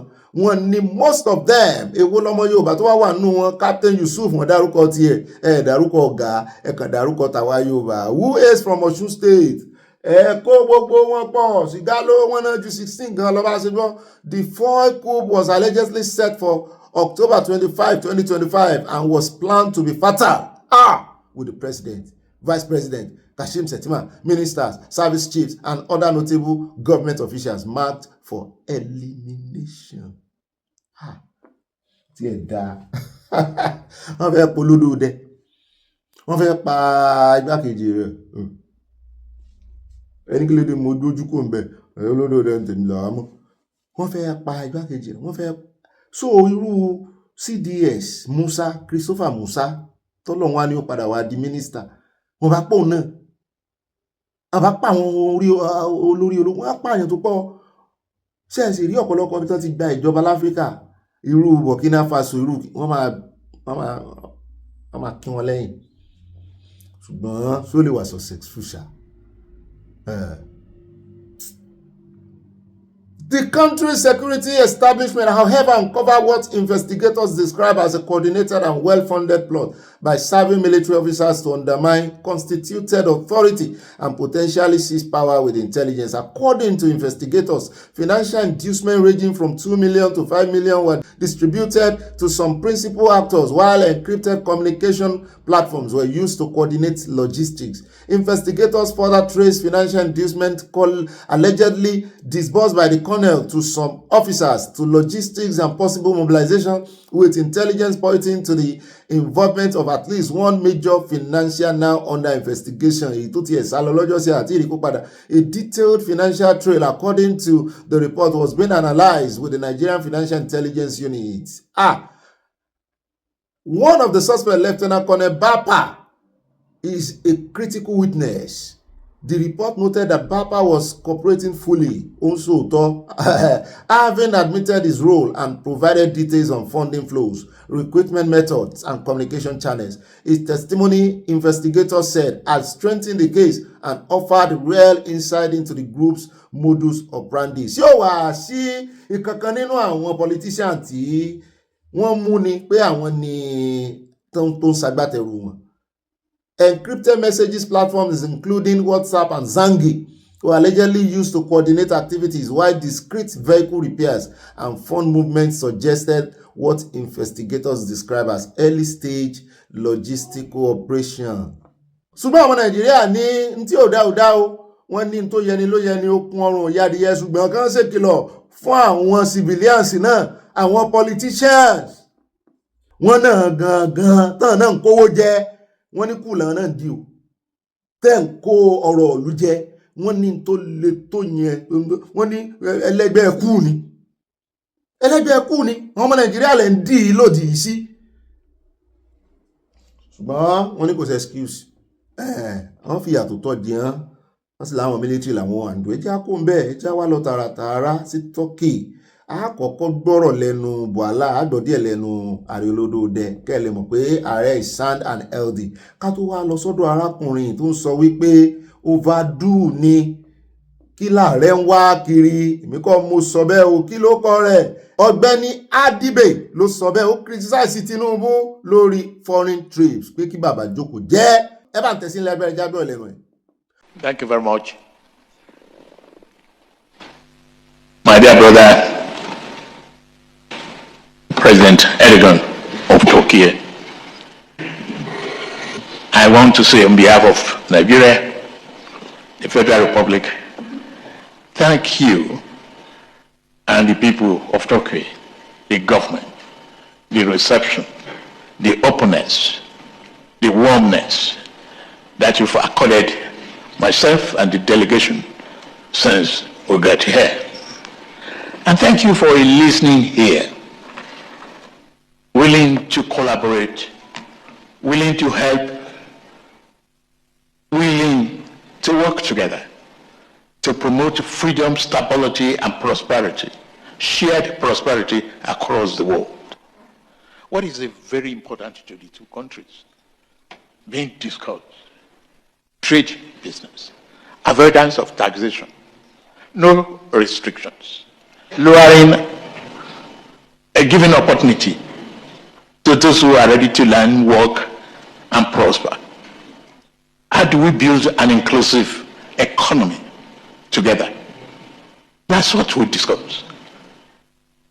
How do we reform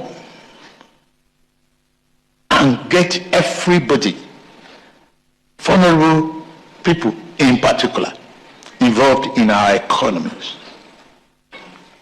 How do we develop this country, give peace and stability to the world, and particularly the necessary peace and stability of the continent of Africa?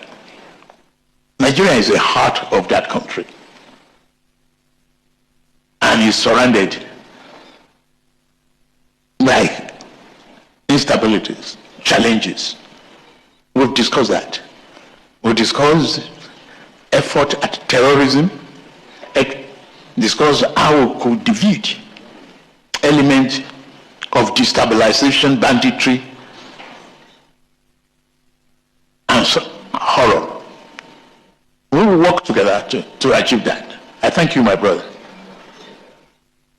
Sincerely, your commitment to democracy, freedom, and development of our very, very needy people, the vulnerable around the world, is commendable. Your effort in Somalia is noted, well noted. And I count on you. Take it to the bank. You can bet on me that I will be there with you for democracy, freedom, and prosperity. Thank you. A lot of Nigerians now go to Turkey for aesthetic medicine and all that, and even in hardware and the sophistication of military weaponry, Turkey is playing very highly in that. You think that whatever deal Nigeria is signing, and I see the NSA, the Minister of Interior, the Trade Minister, all of them are there in Turkey. And the caliber of persons and the long list of people that we see going to Turkey, it does look like this is going to be taken seriously. Yeah, if the president, for example, had just traveled to Turkey as one of the few travels, it would not have generated concerns. But he's constantly on the move. So whatever strategic importance this might be is diluted by the fact that he's a frequent traveler. So, and I think people will just see it as one of those travels. What is it that really? You know, there are times, certain circumstances that might justify that such travels. But for the fact that he's constantly on the move, he returns today, stays 1 week, 2 weeks, is off again. I'm not too sure it is very good, even in terms of optics. Even from other countries around the world, looking at you, you should, first of all, show that you love your country, that you're very comfortable being in your country, not constantly on the move. Having said that, I'm not trying to downplay the role, because whatever they are discussing about in Turkey is not in the public domain, but there are travels and attends all manner of meetings here, and even those ones that the Minister of Foreign Affairs, or certain deals that the trade mission in the embassy, can easily handle. Must you constantly be there yourself?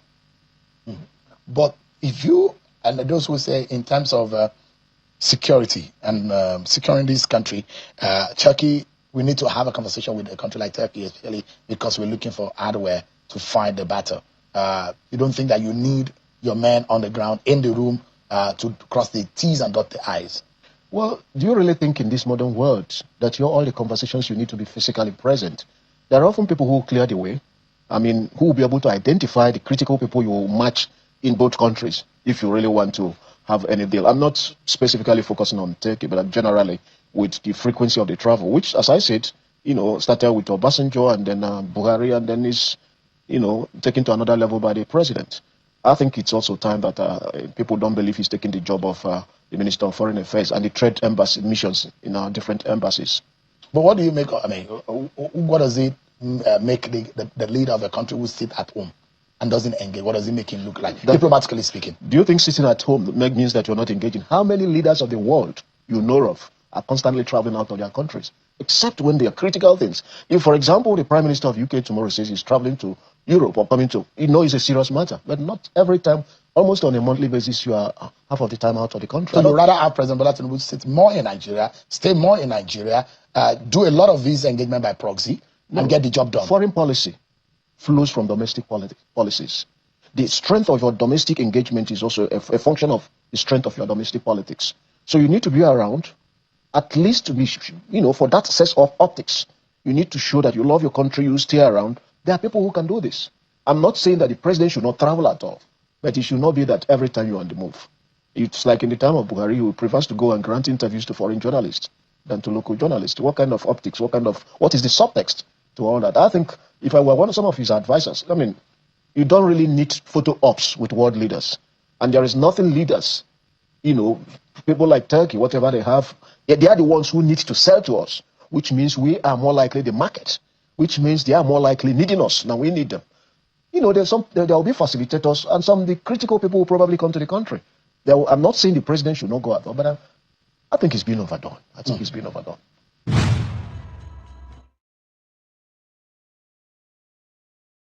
A good point you made is what has been the concern of the president, that it is not just about discussion on agreement and areas of opportunity, but on timelines and deliverables. In fact, that dominated the focus of the bilateral talks today.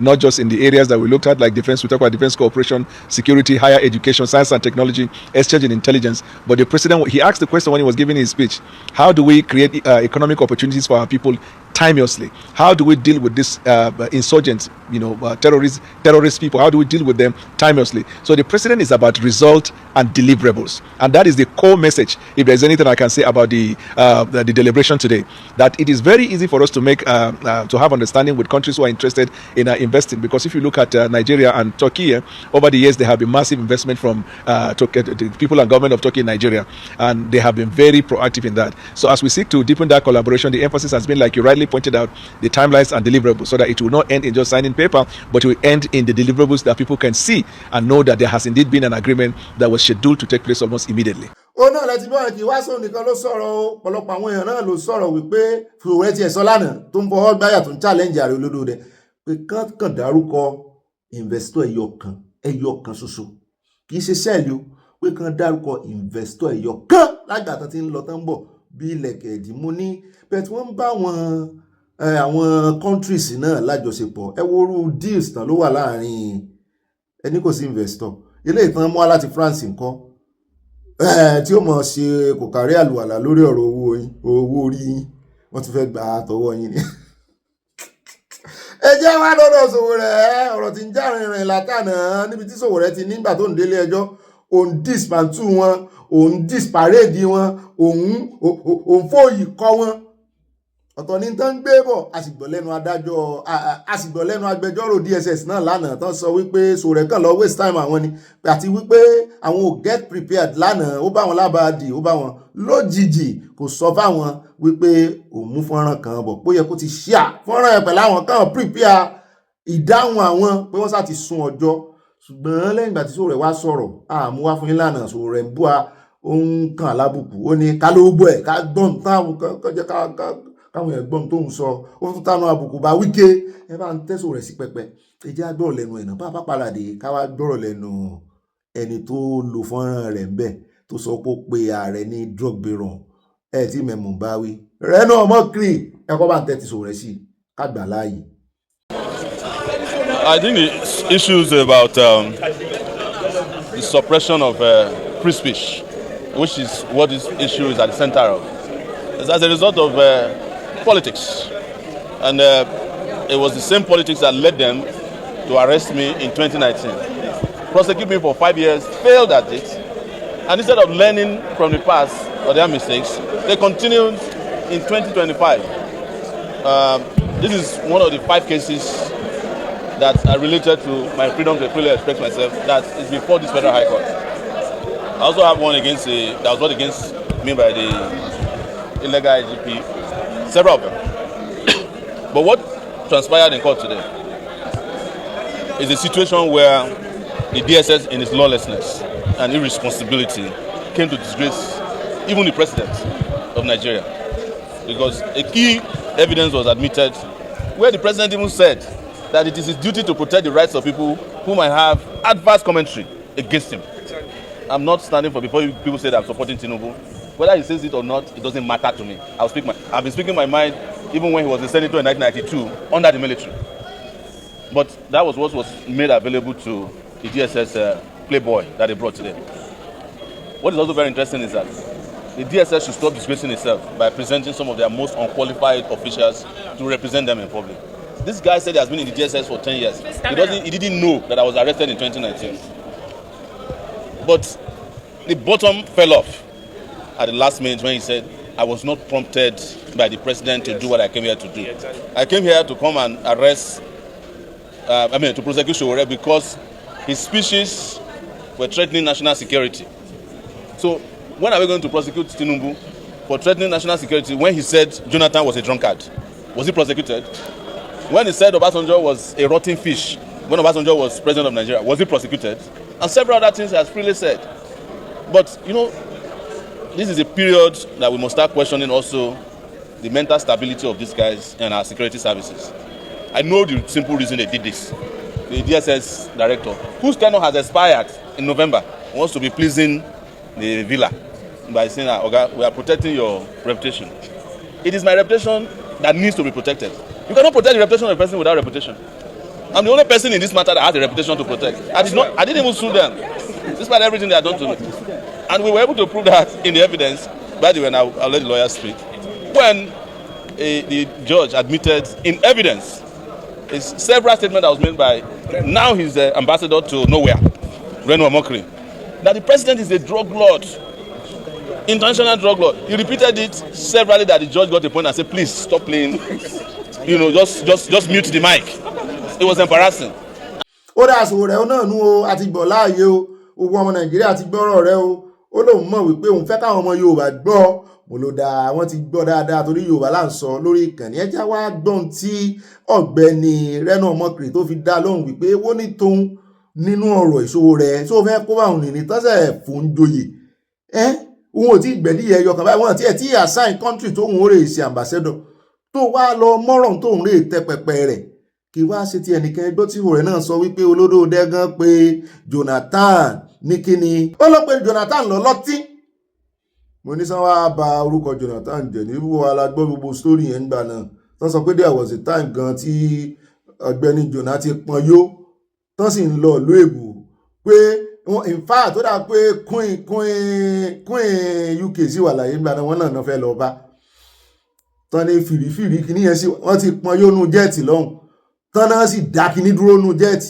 wọn àti ìyàwó rẹ̀ tán dá jẹ́ẹ̀tì dúró sókè pé kí ọtí yẹn fi kó lójú rẹ̀ ó dá pé àjálù kankan ṣẹlẹ̀ ńgbà náà àjálù kan ṣẹlẹ̀ tán ní airspace wọ́n block yẹ gbogbo àwọn plane tó yẹ kó land wọn tètè ráyè land tán sọ pé òun ló fa àjálù yẹn ti gbàgbé wọ́n ní pípọn yóò ní ṣé ààrẹ wá bà lórúkọ jẹ́nu ìdí ẹ̀ wọ́n lè tẹ́sì ẹ̀jẹ̀ ẹ̀mọ̀ láti bàyẹn kó sí ẹni tó wá láti ibẹ̀ yẹn tí ìmú yó ebi kan ní wọn náà ní ń pọn yó kiri tán fẹ̀sùn kàn wípé ọ̀pọn yó lò náà ebi ìlú kan náà ti jọ wá bọ̀dà Wike ẹjẹ́ agbọ́rọ̀ lẹ́nu Reno tó jẹ́ a former presidential aide fún bọ̀dà Jonathan náà ni Reno Omokri ló ti respond báyìí ó ti dáhùn sí kọ́mẹ̀ntì tí Sowore make nílé ẹjọ́ o wípé bó ló ṣe wá jẹ́ Sowore. Omokri in a statement made available to Punch Online on Wednesday addressed claims made in court by Sowore and his counsel, Mr. Abubakar Marshal, during proceedings at the Federal High Court in Abuja on Tuesday, January 27, 2026. The issue arose during the trial when Sowore's lawyers confronted the DSS over why Omokri was cleared for ambassadorial appointment despite calling Ariolodode a drug baron. When he reacting, Omokri admitted that he made the remarks in the past, but said he later discovered they were untrue and withdrew them publicly. With regards to claims made by Mr. Miyett Allah and his counsel, when he Abubakar Marshal in court on Tuesday, January 27, I do freely admit that I made mistake. uncomplimentary remarks about the then president candidates of the All Progressive Congress while believing those comments to be true at the time I uttered them. He added, subsequent to making those statements, I discovered that they were not in fact true and I publicly withdrew them in writing. Bóyá wọ́n sì máa pe ọ̀nà sí ilé ẹjọ́ kó wá sọ process tó lò tó fi detect pé kì í ṣe drug baron torí ọ̀rọ̀ yẹn lọ fà gan ó kàn lè dédé sọ̀rọ̀ kó kàn sáré withdraw ẹ̀. The process, the investigation you did, the data you collected láti mọ̀ wípé òótọ́ ni ohun tó kọ́kọ́ in fact investigation tó ṣe tó fi mọ̀ wípé drug baron lólódòdẹ wà kọ́kọ́ provide investigation tó wá lọ ṣe láti fìdí ẹ̀ múlẹ̀ pé kì í ṣe drug baron ó wà provide tó lódòdẹ náà bá wá lóun dáríjì ọ́ bó ṣe dáríjì ọ́ ẹ̀rí pọ́n dáríjì ọ́ olódẹ ti dáríjì wọ́n ìpẹ́ dáríjì yàn tí wọ́n ní on the day that Asiwaju Bola Ahmed Tinubu was sworn in as president of the Federal Republic of Nigeria, I released a statement affirming him as president of Nigeria and urging members of the public to put the past behind them and give him their full support. Irọ́ ló pa àrífọ́nrán rẹ̀ níbi tó ti sọ ó hà ń tó sọ ni wípé is a drug baron. Ibi tó ti wá in fact ó yẹ kó padà lọ sí London tó ti gbé placard yẹn tó ti sọ náà ni àti interview ibi tó ti lọ sí interview tó bá wá lè provide interview kan fún wa níbi tó ti sọ wípé olódò there is not a drug baron tí ì ṣe àwáwí tó tá ti gbọ́ nínú ọ̀rọ̀ tó ní tó rà gbọ́ tó ní is a drug baron, he was a drug baron. Ibi tó ti wá padà sọ pé he is no more a drug baron kó wá sọ fún wa. He noted that he reiterated the position on October 26, 2023 after the Supreme Court dismissed petitions challenging Tinubu's election. In that judgment, the Honorable Court declared that there were no criminal charges or convictions against the president. Omokri stated, only based on the verdict, my stance on the statement I had made against the president had changed. Not only was it wrong, but I fully believe it was fallacious. Ó yẹ kó jìyà rẹ̀ ó yẹ kí DSS náà lè mú náà àbí ṣé bí DSS ń gbèjà ààrẹ olódòdẹ ní ìsìn tán fi ń gbé èso rẹ̀ lọ ilé ẹjọ́ ó yẹ kán lè mú náà. Omokri said he later granted interviews to TVC, New Central Television and Channels Television Politics Today, where he publicly apologized. So only I admitted to the Nigerian public and the world at large during the live broadcast that I was wrong about those statements I made about the then candidate. He said, I flew into Nigeria from my home in California and apologized to him in person, prostrating flat on the ground. Omokri said, Addressing the legal argument raised in court, Omokri said Sowore could not rely on statements he had withdrawn years earlier to defend later publications. Therefore, Mr. Sowore cannot rely on statements I made between 2022 and 2023 and then publicly withdrew in 2023 as a defense for statements he made in August 2025. He further quoted from feasting on evidence stating formal oral or written statement by any person may not be given in evidence if the purpose is to tender them as evidence of the truth. I again affirm today that President Bola Ahmed Tinubu is not and has never been and will never be a drug lord. I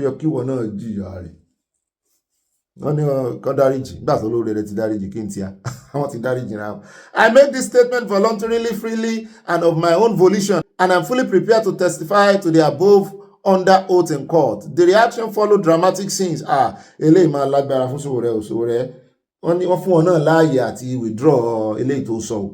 Ẹ̀rí ní Sowore ò bá mú jáde kò bá mọ́ àbí fi ẹni tó sọ̀rọ̀ lẹ̀ ẹni tó sọ̀rọ̀ ti rí pé òun ò lẹ́rìí àwa náà la máa ń sọ wípé bó bá ṣàṣìṣe padà wá sọ bí tó ti ṣàṣìṣe náà ni kó padà sí kó ti wá sọ pé kò rí bẹ́ẹ̀ o ṣùgbọ́n Sowore ò tí ì gbà pàṣìṣe lòun ṣe tẹlòmíì tó ti tọrọ ọ̀dáríjì ní Sowore tó ń wá Sowore mọ́ wulẹ̀ waste time ilé ẹjọ́ ìwọ náà mú ẹ̀rí ìwọ ló pe ààrẹ olódòdẹ ní criminal ẹni tó pe ààrẹ olódòdẹ ní baron filẹ̀ fiyúnlẹ̀ ọ̀tọ̀ bá yá olódòdẹ wọ́n lè ní kí DSS rí mú àbí kan pè lẹ́jọ́ bó bá sì já wọn àbí tó náà kó tiẹ̀ tó di wípé ó mọ̀ pé ìyàwó jẹun tó náà ti realize mistake ẹ̀ tó ti wá tọrọ ọ̀dáríjì ẹ̀ṣẹ̀ pé kò rí bẹ́ẹ̀ mọ́ ẹnu òun yọ̀yọ̀yọ̀yọ̀ lẹ́ ẹnu òun yọ̀ ní o lára àwọn kọ́mẹ́ǹtì tó yẹ pé èèyàn máa ń mẹ́kì inú o tí ó ti gbàgbé ara rẹ̀ ó ti gbàgbé wípé ayé ń wò òun. Ṣé ẹ ti rí tí mo máa ń sọ ó wà sensitive? Ṣé ẹ máa rántí bàbá kan tí mo sọ̀rọ̀ wọn fún yín nígbà tá a sì máa ń ṣe live program dáadáa tí bàbá yẹn ní ó lè lólódòdẹ kó sẹ́sùn tó kà sí olódòdẹ lọ́rùn? Mo ní ó wà ní public space, gbogbo àná la máa ń pariwo pé gbogbo àwọn olórí yìí ò kì í ṣe olódòdẹ nìkan. Mo wá sọ fún wọn láwọn ní ẹ̀rí tó pọ̀, wọ́n dárúkọ báwọn ṣe jọ gbé àwọn mọ̀ délédélé. Mo ní ókè àwa tá à ń ṣe program gan lẹ́rìí tó yín, ẹ̀yin gan ló yẹ kẹ́ ẹ mọ́ gbójú yín síta ó dá ẹ wá ẹjẹ́ àmọ́jọ́ labá mọ́jọ́ lọ́jọ́ Tuesday ní mo bá bí bàbá wípé màá sẹ́ndì líǹkì sí yín o. Ẹ rántí mọ́mí Stella Odele mọ́mí mo róhun ẹ̀yin náà rántí pé ara àwọn tán máa ń sọ fún mi nù pé Bobby mọ́ rọra o orí agbágbé èyí tó bá ti lẹ́rìí mi náà lólùbáwí. Gbogbo ayé ń sọ wọ́n ń sọ nù comment section wọ́n ń sọ ń bòńkẹ́lẹ́ ìwọ tó wá ń ṣe prógráàmù náà tó dójú rẹ̀ síta ó sì lẹ́rìí àjọ ń gbọ́ náà ni ìwọ wá jáde pé mo ní bàbá tó lẹ́rìí rẹ̀ ẹ fẹ́ sọ mí di dàbí mo ṣe dàbí nǹkan ṣe fún ta lọ́lọ́run ní Ìlọrin. Ilé ẹjọ́ mọ̀ yàtọ̀ èmi mọ̀ bára mi sòótọ́ ọ̀rọ̀ lẹ́yìn ìgbà táwọn ọmọ mi bá bá ń wí tán mi mo lólùbáwí mo láwọn bàbá tí mo bá mi wí lórí ìkànnì náà ni o. Mo ti ẹ̀ ní mọ̀mọ́ kan wọn ò ní dákọ̀ wọn ìfẹ́ kéèyàn dárúkọ yìí àǹtí mi dáadáa mo tọ́lá wọn ò pèdé lẹ́ẹ̀mọ́ bínú wọ́n máa bá mi wí ni pé ìwọ Bobby ń tọ́ ọ̀bà lẹ́rìí rẹ̀ wọ́n sọ èmi náà lólùbáwí. Bá ní mò ń fọgbọ́n yín sọgbọ́n ẹ̀rù pé eré ni mo wá sọ fún bàbá yẹn mo ní bàbá ajá mọ́jọ́ bàbá ní òkè bàbá wa rò pé bọ́n ṣe pè wọlé torí àròjù wọn làwọn pè wọlé. Mo ní rárá o wọ́n sẹ́ndì líǹkì sí ẹ ṣe fídíò ẹ provide ẹ̀rí torí ẹ̀ ni mo ti máa ń pè ní receipt invoice lèmi máa ń pè ẹ̀rí ẹ provide ẹ̀rí ẹ wà á sọ kẹ wá wò bóyá àwọn agbóhùn ọba àní báyìí pọn tá a bá rí ẹ̀rí pé òótọ́ mọ̀ ní gbogbo ń tẹ́ ẹ sọ yìí lórí ọ̀rọ̀ alphabeta lásọ débẹ̀ àti gbogbo àwọn companies oríṣiríṣi in the public space gbogbo náà ti máa gbọ́ ẹ ń bá lẹ́rìí rẹ̀ kó wá sọ ẹbí tẹ́ ti mọ̀ wọ́n délédélé bàbá ní Bobby ó fẹ́ kó bá wọn àwọn táwọn ń lọ Nàìjíríà ní next week ìyẹn ní last 2 years kọ́ ni àbí beginning of last year àwọn lọ Nàìjíríà next week ó fẹ́ kó bá wọn mo ní báyé ṣe rí rèé tá à ń jóbi lọ́jà ẹ̀dùn mo fẹ́ kó bá yín ṣé mi ni mo tọwọ́ bọ̀ yín lẹ́nu tẹ́lẹ̀ lẹ́rìí àbí bẹ́ẹ̀ yóò ṣe sọ̀rọ̀ tí ò ní fẹ́ rí hàn so èmi tí mi ò lẹ́rìí tí wọn ò rò lódòdẹ rí wọn ò rí sójú báyìí rí wọn ò mọ àdírẹ́sì ilé rẹ̀ mo kàn máa kọjá wájú bọ́dí lọ́ọ̀ni wọn ò sì ń bẹ́ẹ̀ nígbà tí alphabeta wọn ò mọ nǹkan kan bọ́ ṣe ń fẹ̀sùn kàn pókówó jẹ drug baron kò ṣe drug baron orí ẹ̀rọ àgbàgbé náà láti máa rí wọn wà jáde wọn wà á fẹ̀gẹ̀ wọn wà mọ́ ní òótọ́ ní oh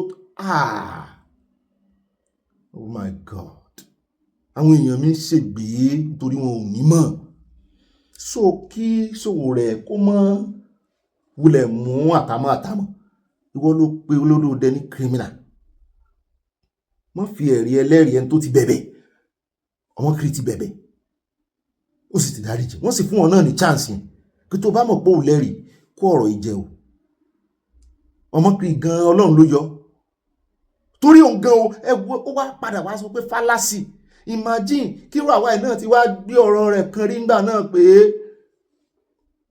ṣé ẹ sì mọ̀ pé bẹ́ẹ̀ bá ń kọ̀ tí ẹni tí ó parọ́ náà torí ẹ̀ ni mo ṣe máa ń pariwo lórí ìkànnì wípé àwa gbọ́ ni àgbà ẹ̀yin lẹ fẹ̀sùn kanra yín wọ́n fẹ̀sùn kàn ní o àmọ́ sọ fún olórí rẹ̀ pé wọ́n fẹ̀sùn kàn yín bí ẹ wá dán lóhùn o imagine irú Sowore ní ìsìn náà tàbí káti ẹ̀ fi Sowore lẹ́tọ̀ọ́ ó lè lẹ́rìí irú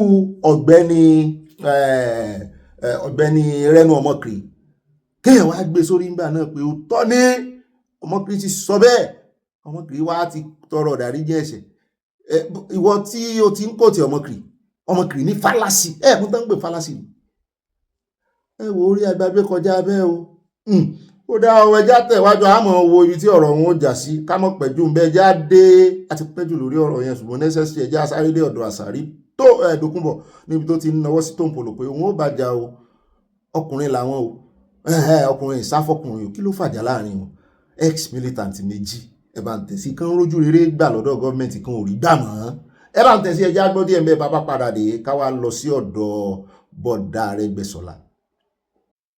You're a man, I'm a man.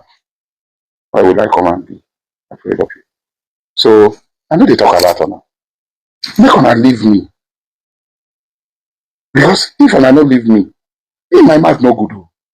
My man has spoiled what things in the spoil. You think that to fight Igbo people, where they're doing Ogbeni, they're doing all these things, to fight Igbo people, reverse technology. That time with the battle, yes, and go out there. Reverse technology. We go take the Ogbeni, change them. Go carry and go attack them. Carry the Ogbeni, come, change them. Go carry and go attack them. 4 years against now they develop into to gas. When you are passing, we collect their this thing intact, we reverse it and we take it back to them. They know. They are able, they know that they will tell you. Ask them, they know. Go and ask your ESN commanders, they know how we are dealing with them by collecting their own innovation and reversing it, improving on it, and using it against them. One day, the whole black race will celebrate me. I don't just sit down. I do a lot of things for the future. For the future, strength and growth and relevance of the black man in this world. The black man is not even at the backyard of this world. It does not exist. Hey, when you talk, they say the pyramids are built by black pharaohs. Shut up your mouth. Pyramids, the black pharaohs build and finish. As black pharaohs build and finish, now all of them die. Europeans take over. Iranians take over. Indians take over. Chinese will take over. Africans were still crawling. Let us talk about today, not yesterday. When somebody tells me that my great ancestor, Abala, was the richest man of his time. Okay. So if Abala was the richest man of his time, where am I? How will I be the child of Abala before? They tell me that Igboho was the richest man of his time, Arusa. So who am I? Seleni bawa wame, Igboho wame. Dollar bawa wame, Igboho wame. Pounds bawa wame, Igboho wame. Then pounds they kill me. Seleni they kill me. Dollar they kill me. How can I open my mouth to say I am a child of Igboho? I have become conscious, so I struggle.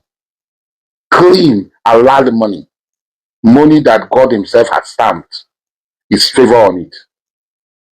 No kidnapping, no bunkering, no any illegal activity.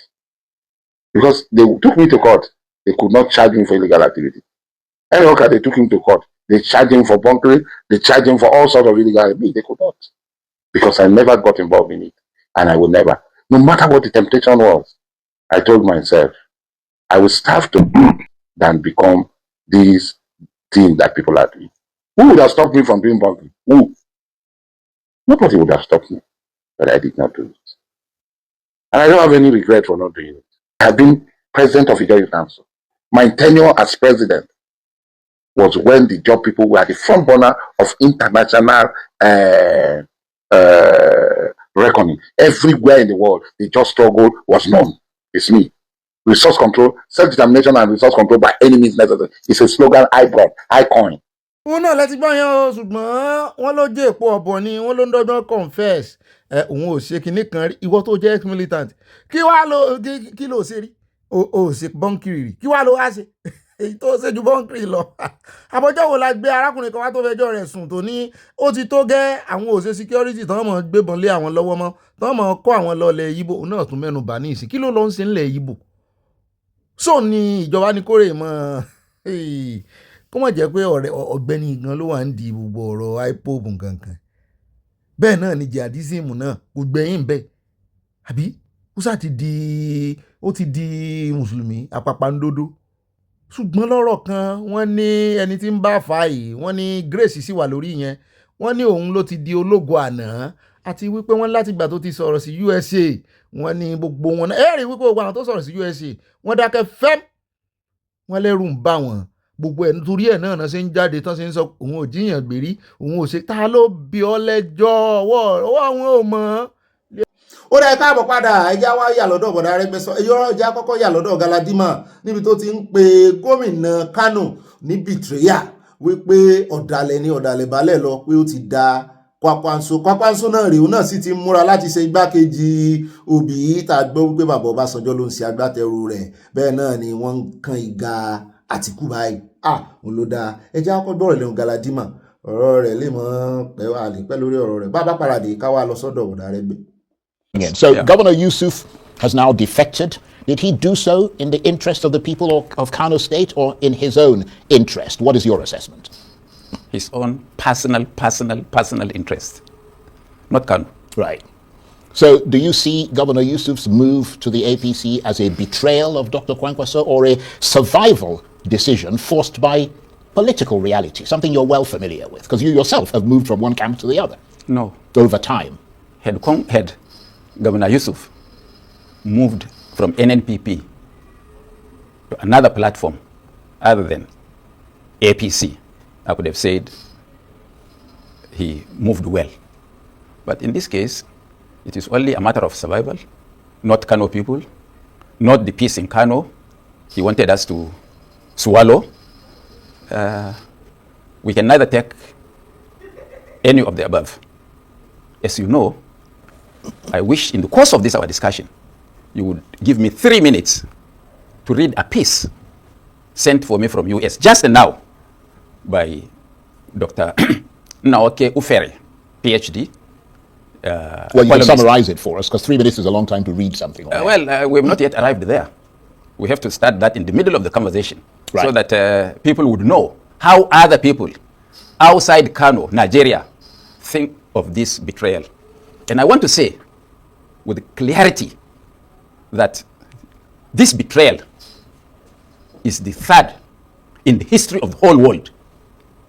One, by Judas against Jesus. First betrayal, Nabi Isa alayhi salam. The second was Brutus against the Caesars. Now the third one that ought to go to the World Guinness Book of Records is the one just announced by Governor Abba Kabir Yusuf of Kano. But some analysts say... That is why right, our leader had asked that the world should declare the 23rd of January, every 23rd of January, the world's greatest betrayal day. So it sounds like you guys must be really hurt. I mean, this cut really deep, didn't it? Charles, you see me wearing white hair. You don't know my age. I am well above 75. Well, you look pretty good, to be honest. And if I could shed tears on anything, it must have touched me beyond expression, because I don't give into sentiments.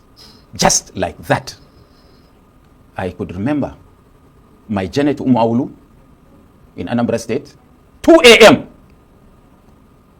by road from Enugu to Oka, from Oka to Umuawulu, just to go and secure a platform that the greatest beneficiary is Abba Kabir Yusuf. I could remember for 3 days, me and Kwankwaso never had a blink of an eye, let alone sleep. And there is nothing under the sun we didn't do for Abba to prevail. And he did prevail. And the way he prevailed, unknown to many Nigerians, was the man who took our victory in 2019 and gave it to Ganduje, General Buhari, was the architect of making Abba Kabir Yusuf the governor of Kano. That's an the world needs to know. That's an interesting angle. Yes. No, because Abba Kabir Yusuf had left to God, the house of God, and went to the house of President Tinubu. He left to God for a human being. It was Ganduje using his own words and abused Buhari. Even though he took our victory and gave him in 2019, he called him Habuna Habu. Do you know the meaning of Habuna Habu? No, I don't. It was a song sung by the famous Hausa musician, Alhaji Muhammad Shata of Katsina.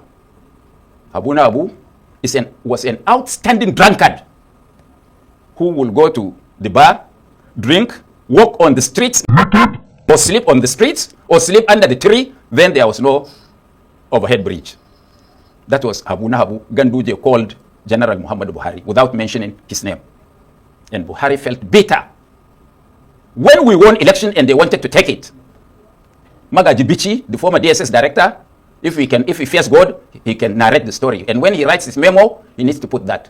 Buhari put down his feet and said, that boy won election in 2019. We took it away. Now he won. Give him his victory. You see how God works. Right. Charles, don't interrupt me there because that's what you intend to do. No, but we can't. It's no, not a monologue. You called me for a purpose. Yes. You wanted we didn't call you for a monologue. We called you for a dialogue. No, it's not a monologue. Well, I mean, if you're talking by yourself, then it clearly everybody is interested in this story. We'll finish that somebody story, for once, especially Buba Galadima, can talk good of Buhari. They took us to court. The tribunal came to give judgment in our favor. I want to tell the world today. They abducted them, brought them to Abuja, and they were given a written judgment. They said we lost. We went to Court of Appeal. The Court of Appeal was intimidated to give judgment to Gauna. We all know, and we know all the dramatic personnel in this matter. We went to Supreme Court. God, in his infinite wisdom, 3 judges out of the panel of 5 said they will never cause a bloodbath in Kano. I don't want to mention their names. That this boy was on record to have won his election in 2019. And it was taken away from him by force. And the judiciary didn't help him. This time, there could not be alibi to injustice. So Abba Kabir Yusuf was made the governor of Kano through the processes of court and through the assistance of Buhari. Meaning that God was at work.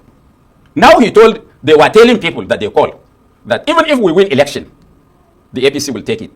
So why don't we join them? Meaning that he has forsaken God and the inability of God to do justice. And he thought APC and President Tinubu will announce him. Even if he wins an election, it is a temporary victory. God will visit him. Well, all victories on earth are temporary because they eventually end, whatever the circumstances are. But let me ask you this, because some analysts say Abba Yusuf has liberated himself from the overbearing influence of Dr. Kwankwaso. I think it was actually my colleague, Dr. Ruben Abati, who said that this morning. What's your reaction to that? Well, Kwankwaso didn't partake in his government. 3 months into his tenure, he abandoned Kwankwaso and caused his media handlers to paint Kwankwaso in black paint. But we decided not to say a word for a simple reason. We wanted him to come out with his own mouth to announce that Kwankwaso was a bad man. After all, if they meet in public, he treats Kwankwaso like a king.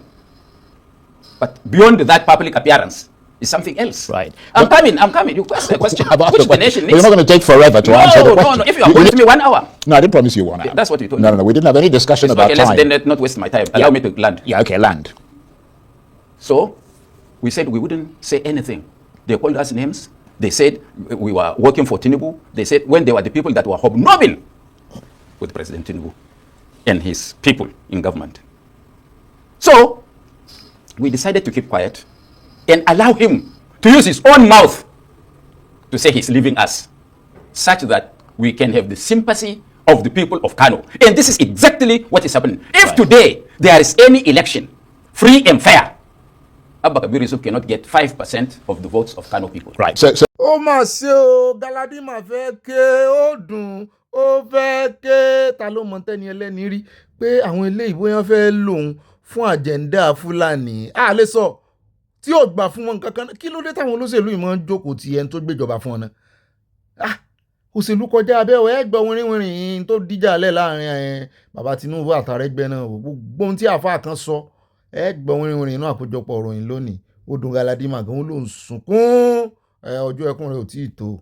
Ó sun ẹ̀jẹ̀, ó sun jù bẹ́ẹ̀ lọ. Ìwọ àti gbogbo àwọn tẹ́jọ lọ́wọ́ náà àjẹ́ndà Fúlàní tẹ́ fẹ́ dalẹ̀ Yorùbá rú. Ẹnu ara rẹ̀ ló fi sọ. Ìkànnù yín ti lọ. Ṣùgbọ́n gbogbo yín ẹ jìyà láyé, ẹ tún jẹ́ lálìkẹ́ àmọ́. Pápá àpàní pé mò ń rọ̀ sí ẹni ẹjá wá lọ sọ́dọ̀ bọ̀dá Arẹ́gbẹ́ níbi tó ti ganu sí Mike Àtíkù náà sọ̀rọ̀. àjọ gbogbo ẹ̀pọ̀ ẹjẹ́ àgbọ̀n tán sọ lórí ọ̀rọ̀ loyalty pé ẹ̀yin tẹ́ ẹ láwọn ò wà lóyà sí olódòdẹ sí olódòdẹ ní káwọn ló wà lóyà sí ni àbí sàn ọmọ nàìjíríà mo lẹ́kọ̀ọ́ tí ẹ̀ sí kankan tẹ́ ẹ wà lóyà sí inú gbogbo ẹ̀ gbogbo yín kankan náà ni ara yín àtàn fábílì yín lẹ́wà lóyà sí ẹ bá ń kọ́kọ́ tẹ̀sí ká tó wá lọ gbọ́rọ̀ lẹ́nu arákùnrin kan tó lóun mọ̀ méjèèjì tó ń gbèjà wọn. No, I listened to Fayemi and particularly Shibuke on the issue of loyalty. We must ask ourselves: is it loyalty to a person or loyalty to a cause? No, I come from a tradition that believes that you must be loyal to a cause, not to a personality. And I'm clear on this. And I don't want to be misunderstood. It doesn't mean you don't value support. But it is to a cause. Loyalty must be, because that's what is in that's what cannot fail. As humans, we have to we can interact, we can relate on principles, on causes, on ideas. And once apart depart on those things, we are going to separate. There's no to it. And I want to quote one of us who said when it was being screened at the Senate, that may our loyalty never be tested. So it's easy, it's quite easy to talk about all of these things and get away with it. In any way, I still want to say something more. Something is going around in there now, which is worrisome. Those of us who are Democrats, or want to be genuine Democrats, about the fact that the 30 governors are supporting a party, and for that reason that party is undefeatable. And I laugh. I laugh because the recent statistics in Nigeria does not support this. And I want to use the use of this microphone to let the Nigerians know that the last election in this country and the results from that election never support this particular belief. In the first instance, I thought say, if the party to which the governors are defecting are so sure, let them commit to a free and fair electoral process and see what will be the results. That's the first solution. The second solution is to say, and I'm putting this to result from two zones. Just two zones. To puncture this argument, that when you have governors with you, you are sure of it. I will use from two zones. I can use for all the zones. I will actually resolve from two zones. Southwest and Southeast. To puncture this argument that governors determine electoral positions of parties. Southwest, APC controlled all the states except one. One, please, at that time, one.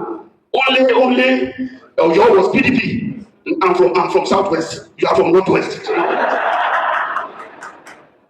I said, no, 23.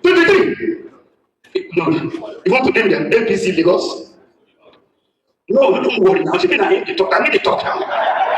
I said APC controlled all but one state, which was Oyo. And the maximum performance of that party in that election was 55%. 55%. Other parties come back to the rest. But that is not all. Don't worry yourself. I know how to talk. You are giving me a microphone, and I want to use the microphone to the maximum advantage. Well, don't worry. However, in that zone, which was the old zone of presidential candidate of APC had 55%. The other parties could together to the rest. But that is not all. The safest, presumably for that election, state for the APC was Lagos. Ó dẹ̀ káwọ̀ padà ẹja wá dọ́dọ̀ bàbá yìí tó ní òun àti Arẹ́gbẹ́jọ lọ sí Mẹ́kà ní jọ lọ sọ́kò lu àṣetàánì ni wípé Arẹ́gbẹ́ sì tún bá olódòdẹ sọ̀kò lu àṣetàánì tí ẹ wá náà ń jà wọ́n nífẹ̀ẹ́ ara wọn still pé kò sí wọ́n mì sí ara wọn mọ́ sí wà yẹn ó lóun mọ̀ wọ́n délédélé ẹ bá ń tẹ̀sí kí ló wá fàjà láàrin wọn bàbá yìí ò lè sọ o. Ó yé Ọlọ́run gbogbo nǹkan kọ́lá lè sọ lórí rédíò ó yé Ọlọ́run àmọ́ ọ wà pẹ́ tilẹ̀ Yorùbá kódà lónìí gbogbo ìṣòro tilẹ̀ Yorùbá ń rí ìjà wọn bẹ́ẹ̀ àmọ́ tí àwọn wà bẹ́ẹ̀ ni àwọn yìí sì dòní àárọ̀ yìí mi ò nídìí àti pé fóònù ẹnì kankan ṣùgbọ́n dòní àárọ̀ yìí tí wọ́n bá bí mi kíkí lọ́fà ní tí mò ń wí ni pé ó yé Ọlọ́run torí tọ́ ọ bá tu ọ̀tún tọ́ ọ bá tu ó sì èèyàn kàn máa ṣẹlẹ̀ ọ̀lọ́ni àbẹ́ tó bá deep tó bá súnmọ́ wọn dáadáa yọ ọmọ yìí pé ó yé Ọlọ́run gbogbo àti máa tọ́ lórí Facebook mi kàn máa rẹ́rìn ni nítorí pé igun kínní àti igun kejì àwọn ní ọmọ tí wọ́n jọ lùsì láàrin ara wọn bí sí dàárọ̀ yìí bí ọ̀sán yìí kò tí ì sẹ́ni tí Bọ́lá Ahmed Tinubu lè pé mo wà nù yàrá ẹ tilẹ̀kùn mọ́ mi lẹ́yìn Arẹ́gbẹ́ṣọlá Arẹ́gbẹ́ṣọlá bàbá wà ní pé ohun mi sí Ahmed Bọ́lá Tinubu ìrọ́jọ́ ni ilẹ̀ Yorùbá ní nǹkan ṣe kì í sàn méjèèjì àwọn méjèèjì àtàwọn tó súnmọ́ wọn ó sì máa gbọ́ pé Imam Daoud Igboho ìní ń sọ̀rọ̀ wọ́n sì mọ̀ kójú yín tó wọ́n sì mọ̀ ẹnu yín tó kò sí kódà lẹ́nìkan bá sọ fún wa yìí pé ìtí ń wí ìrọ̀ ní pa ń bi léèrè pé ń jò lọ bẹ̀rẹ̀ gbogbo olóṣèlú tó mẹ́rin APC ní ìsìn àlejò ni wọ́n ń jọ náà àti rẹ́ẹ̀pù tòní àti sẹ́nitọ̀ tí ń gbọ́ mi ni kò sí kankan nínú wọn ń bẹ̀ ń jọ náà àlejò gbogbo wọn àti rẹ́ẹ̀pù tẹ̀gbàdọ́ àti rẹ́ẹ̀pù tọ̀yọ́ àti sẹ́nitọ̀ tọ̀yọ́ àlejò ni wọ́n ibi PDP wọ́n wà ń jọ náà wọ́n ya wa ni àmọ́ ìpìlẹ̀ AD bó o láti sọ di ACN bó o ní ACN yóò ṣe di APC àwọn méjèèjì ni wọ́n jọ máa ṣùgbọ́n bó ṣe rí Abala ti ọ̀pá bọ̀ òye ọ̀lọ́ kó dẹ̀ sí ntọ́lọ̀ ò lè yanjú kò sí ntọ́lọ̀ ò lè yanjú bọ̀ so lórí bíi tàwọn Aláàfin mọ́ ni sáwọn kankan wàá dìde ni àwọn tí dìde àwọn tí wọ́n pè é iṣẹ́ ìwòlẹ́ fún wa ni àníyàn láti bẹ̀rẹ̀ Aláàfin ò gba kọ́ńtrátì lọ́wọ́ ẹni kankan Aláàfin tàná ẹni tí ò bá ti bàbá yèyé èmi Dàúdù ò gba kọ́ńtrátì rí tọ́lá ètò òyìn ìgbárí bóyá kò lè yọyín irọ́ ò lè wọ́n gba you cannot hit your cake and have it ẹni tí ó bá bọ́n sọ̀rọ̀ mo ṣe ń bá yín sọ̀rọ̀ yìí ìpín nọ́mbà rẹ gbé ní ẹ̀ẹ̀mejì láti 25 years rí kọ́mọ́gbé mo tún sọ pé kò tó bẹ́ẹ̀ bí n borí fóònù mo ti bí orí gbogbo ayéfẹ́ mo ti wù yìí torí wọ́n mọ̀ pé nǹkan ní pè lásán torí mo ní sẹ́ẹ̀tì ni pé ọ̀rọ̀ tó kí bẹ́ẹ̀ ni ilẹ̀ fẹ́ mú wa kódà ǹjọ́ mo ní tó Arẹ́gbẹ́ dákun Oyètọ́lá tọ́gà rẹ̀ ti mú yìí dákun jẹ́ àfọwọ́ sí Dàúdù Igboho Oyètọ́lá pè káyìn gómìnà Ọ̀ṣun tí mo ní Rauf gbogbo tó ti lè jábúrò ọ̀gá rẹ̀ ọ̀yá Oyètọ́lá ọmọ ẹgbọ́n tí mo wí bóyá bàbá àwọn ọ̀rọ̀ sùn bọ̀ kódà ǹjọ́ tí ó di pé ojú ọgbọ́dọ̀ tó Oyètọ́lá chief of staff deputy chief of staff rẹ̀ ǹjọ́ náà èmi mo mú ọ lọ múra wọ́n ń bẹ láyé nígbà mo tó dé ní gómìnà Ọ̀ṣun àná Oyètọ́lá tó tí mo sọ fún ní aram ló tó tẹ̀lé àtòun àtàkọ́bí rẹ̀ àti ìyàwó rẹ̀ Oyètọ́lá ìbáwọn rẹ̀ gbogbo ayé ní gbọ́n tí wọ́n wí mo sì ní Oyètọ́lá jẹ́ àparí ẹ̀ mo sì jẹ́ àparí ẹ̀ ìjọ́ náà ní ti pe nọ́mbà rẹ̀ mọ́ tó bá sì pè náà ìjọ́ náà ní ti gbé wọ́n sì ní wọ́n gbé láìsí wọ́n bú ọmọdé dá padà Oyètọ́lá ń bẹ láyé chief of staff deputy chief of staff rẹ̀ ọmọ ìníṣà ìní wọ́n jọ wà ní umra pẹ̀lú mi àti alájà obìnrin dáadáa níyàwó Oyètọ́lá púpọ̀ wọ́n dẹ̀ sọ fún mi ní ẹ̀ sì já parí ẹ̀ nítorí Islam tá a bá rí kíní yìí parí kò ní í ṣe parí mọ́ àti ó kò bọ́ pọ̀ tí ọ̀wà kò bá wa lónìí kódà ẹ̀rù fàáìpẹ́ rí ó tó ẹ̀ márùn tẹ́rù fàáìpẹ́ ẹja parí ẹ̀ ọ̀pọ̀lọpọ̀ ọmọ tí ń fa wàhálà pẹ̀lú ẹ̀rù fàáì ìjà Arẹ́gbẹ́ṣọlá ń bẹ́ẹ̀ ó yára mẹ́bù tí ń wí yìí gbogbo ẹ̀ta wí Aláàfin ò ní pé mówó wá àwọn ọba tò ní kọ́ńtrátì wo lágbà iṣẹ́ wo lágbà ẹni tí ó sì báwọn ẹni yìí sọ̀rọ̀ tí wọ́n dá lóhùn kì í ṣẹni tí ó pè é bo àbí bẹ́ẹ̀ bá kọ́ nǹkan mẹ́ta mo gbé wọlé Ọ̀yọ́ bàbá mi kò sólóṣèlú tó gbé wọ̀ rí inú tàn yọ mọ̀ ń bọ̀ bẹ́ẹ̀ ẹni tí yóò bá wọn sọ̀rọ̀ tí yóò bọ̀ lóṣèlú sọ̀rọ̀ kì í ṣẹni tí ó pè mo fẹ́ ṣe súná o mo fẹ́ ṣe ìyàwó fọmọ o ẹ̀bùn lówó ọmọ mi wọ yunifásitì wọn ò ní dọ̀lóhùn wọn ò ní dọ̀lóhùn gbogbo ẹni tẹ́ ẹ̀ sì ní tí a bá gbé Ìmáàmù Igboho bó lálọ́ Ọ̀yọ́ Aláàfin gómìnà Mákindé la Muslim community tẹ̀lé nítorí mùsùlùmí tó gbé wá abẹ́ ìtúbọ̀ yìí ó ti yàtọ̀ sẹ́rí àtìgùn kínní àtìgùn kejì tẹ́ ẹ bá ti rí àáfàá kan tó bá ní òun dá ẹjọ́ Ọlọ́run ló mọ tó pamọ́ ẹ sọ bẹ́ẹ̀ àmọ́ ní tèmi láwọn ẹni rẹ̀ níjọ́ tí ẹ̀bí wà lọ́dọ̀ Arẹ́gbẹ́ ẹ̀bí ń bẹ lọ́dọ̀ Ààrẹ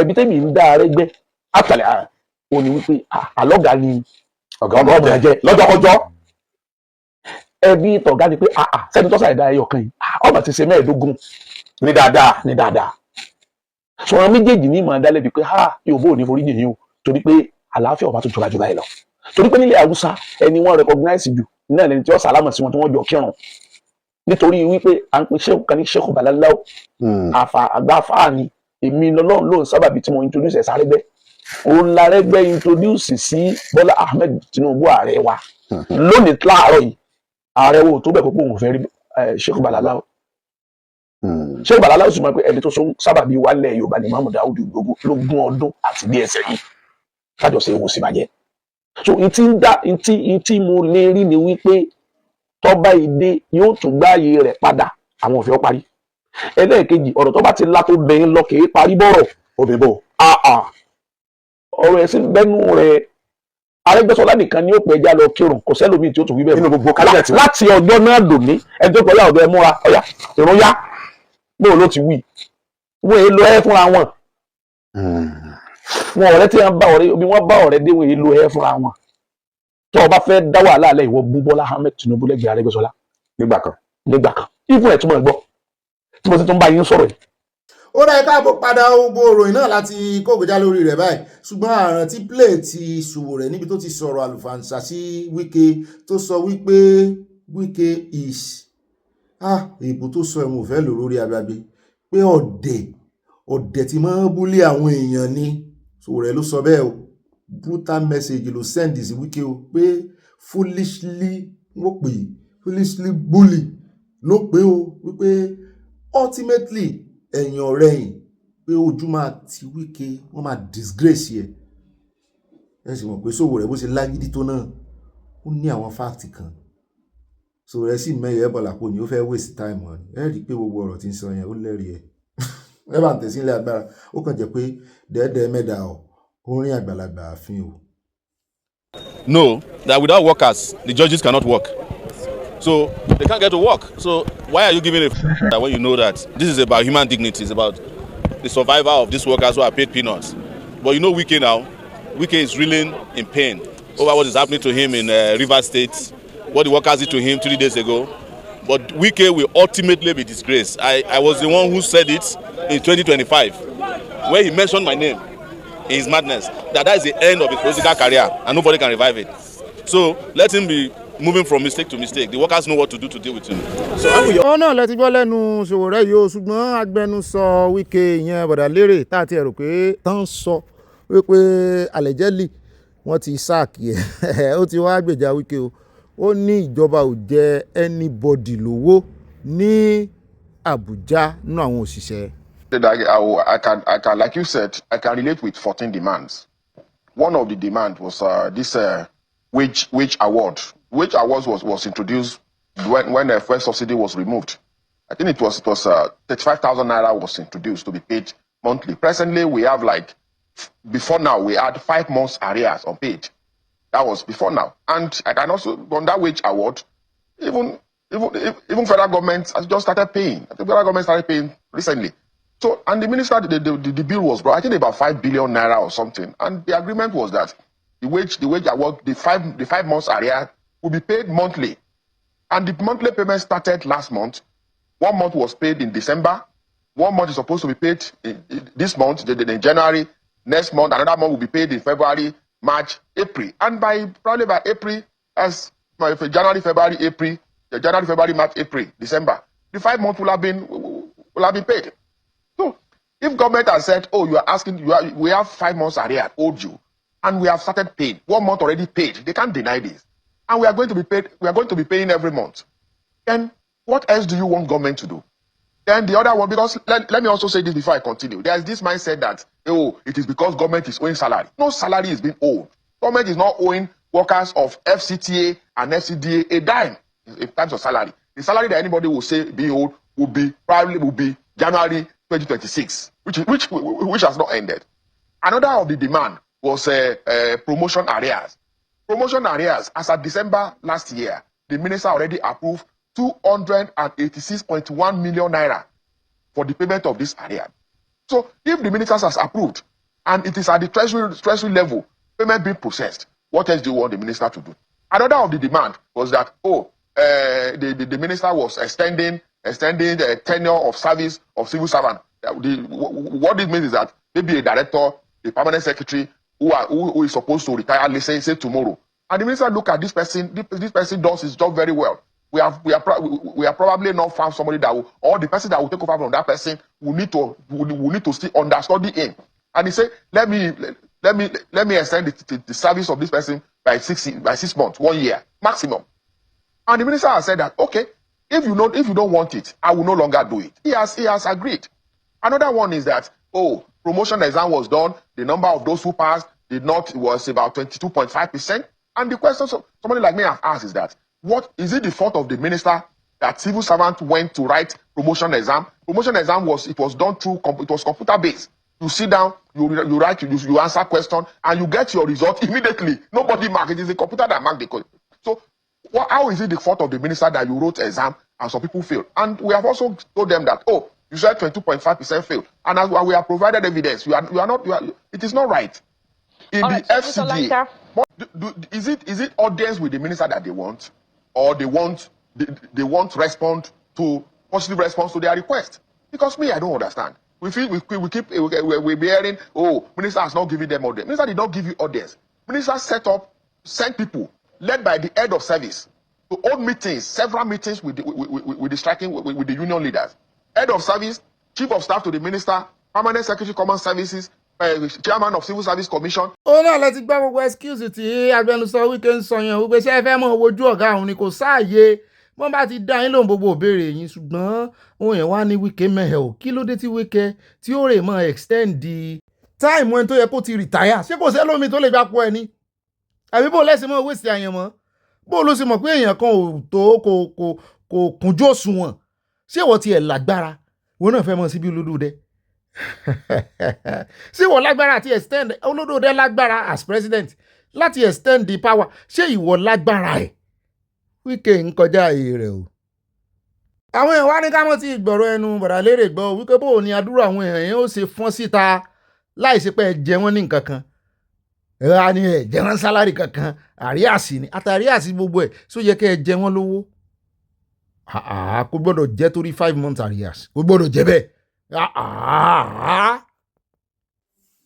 ó náà ní ìrìnjú báyìí lọ́wọ́ tó bá ti rìn ní gbogbo àgbàlagbà fín èyí ṣe irú Wike náà mọ̀ pé ara rẹ̀ lágbà sí èèyàn mọ̀ pé ara rẹ̀ lágbà ni ebe èèyàn mọ̀ ọmọdé ó mọ̀ pé àgbà lélẹ̀ pẹ̀lú ìwà àgbà tí bá ń wù gbogbo èèyàn àgbàlagbà tẹ́ wà lórí ìkànnì gbogbo ẹ̀mọ̀ wọn ẹ̀yìn bàbá kundus báyìí kò báyìí náà ṣe kundus mo gbé kundus fún yín o kudos yọ jẹ kò ní yẹlẹ̀ mú fọgbọ́n yín sọgbọ́n mò ń kẹ́kọ̀ọ́ lára yín gan ni gbogbo ẹ̀yin aláwọ̀ olùbáwí mi gbogbo yín pátápátá mo dúpẹ́ lọ́wọ́ yín o yọ yẹ yín kò ní yẹlẹ̀ o gbogbo àwọn ará Ọ̀yọ́ tá a dúró mọ́ lórí ìkànnì amísí yín o àwọn ọba yín jà o n tó mú àsòtọ́ ọ̀rọ̀ fún wò níbi tá a ti wá lórísun wa gan àwọn tó ní á tá à ń sòótọ́ ọ̀rọ̀ fún ọ tá a wà á sòótọ́ ọ̀rọ̀ fọba yín tẹ̀ ń bínú ń bímọ gan ò tí ì bí inú yín bá ti rọ̀ kẹ́ padà wá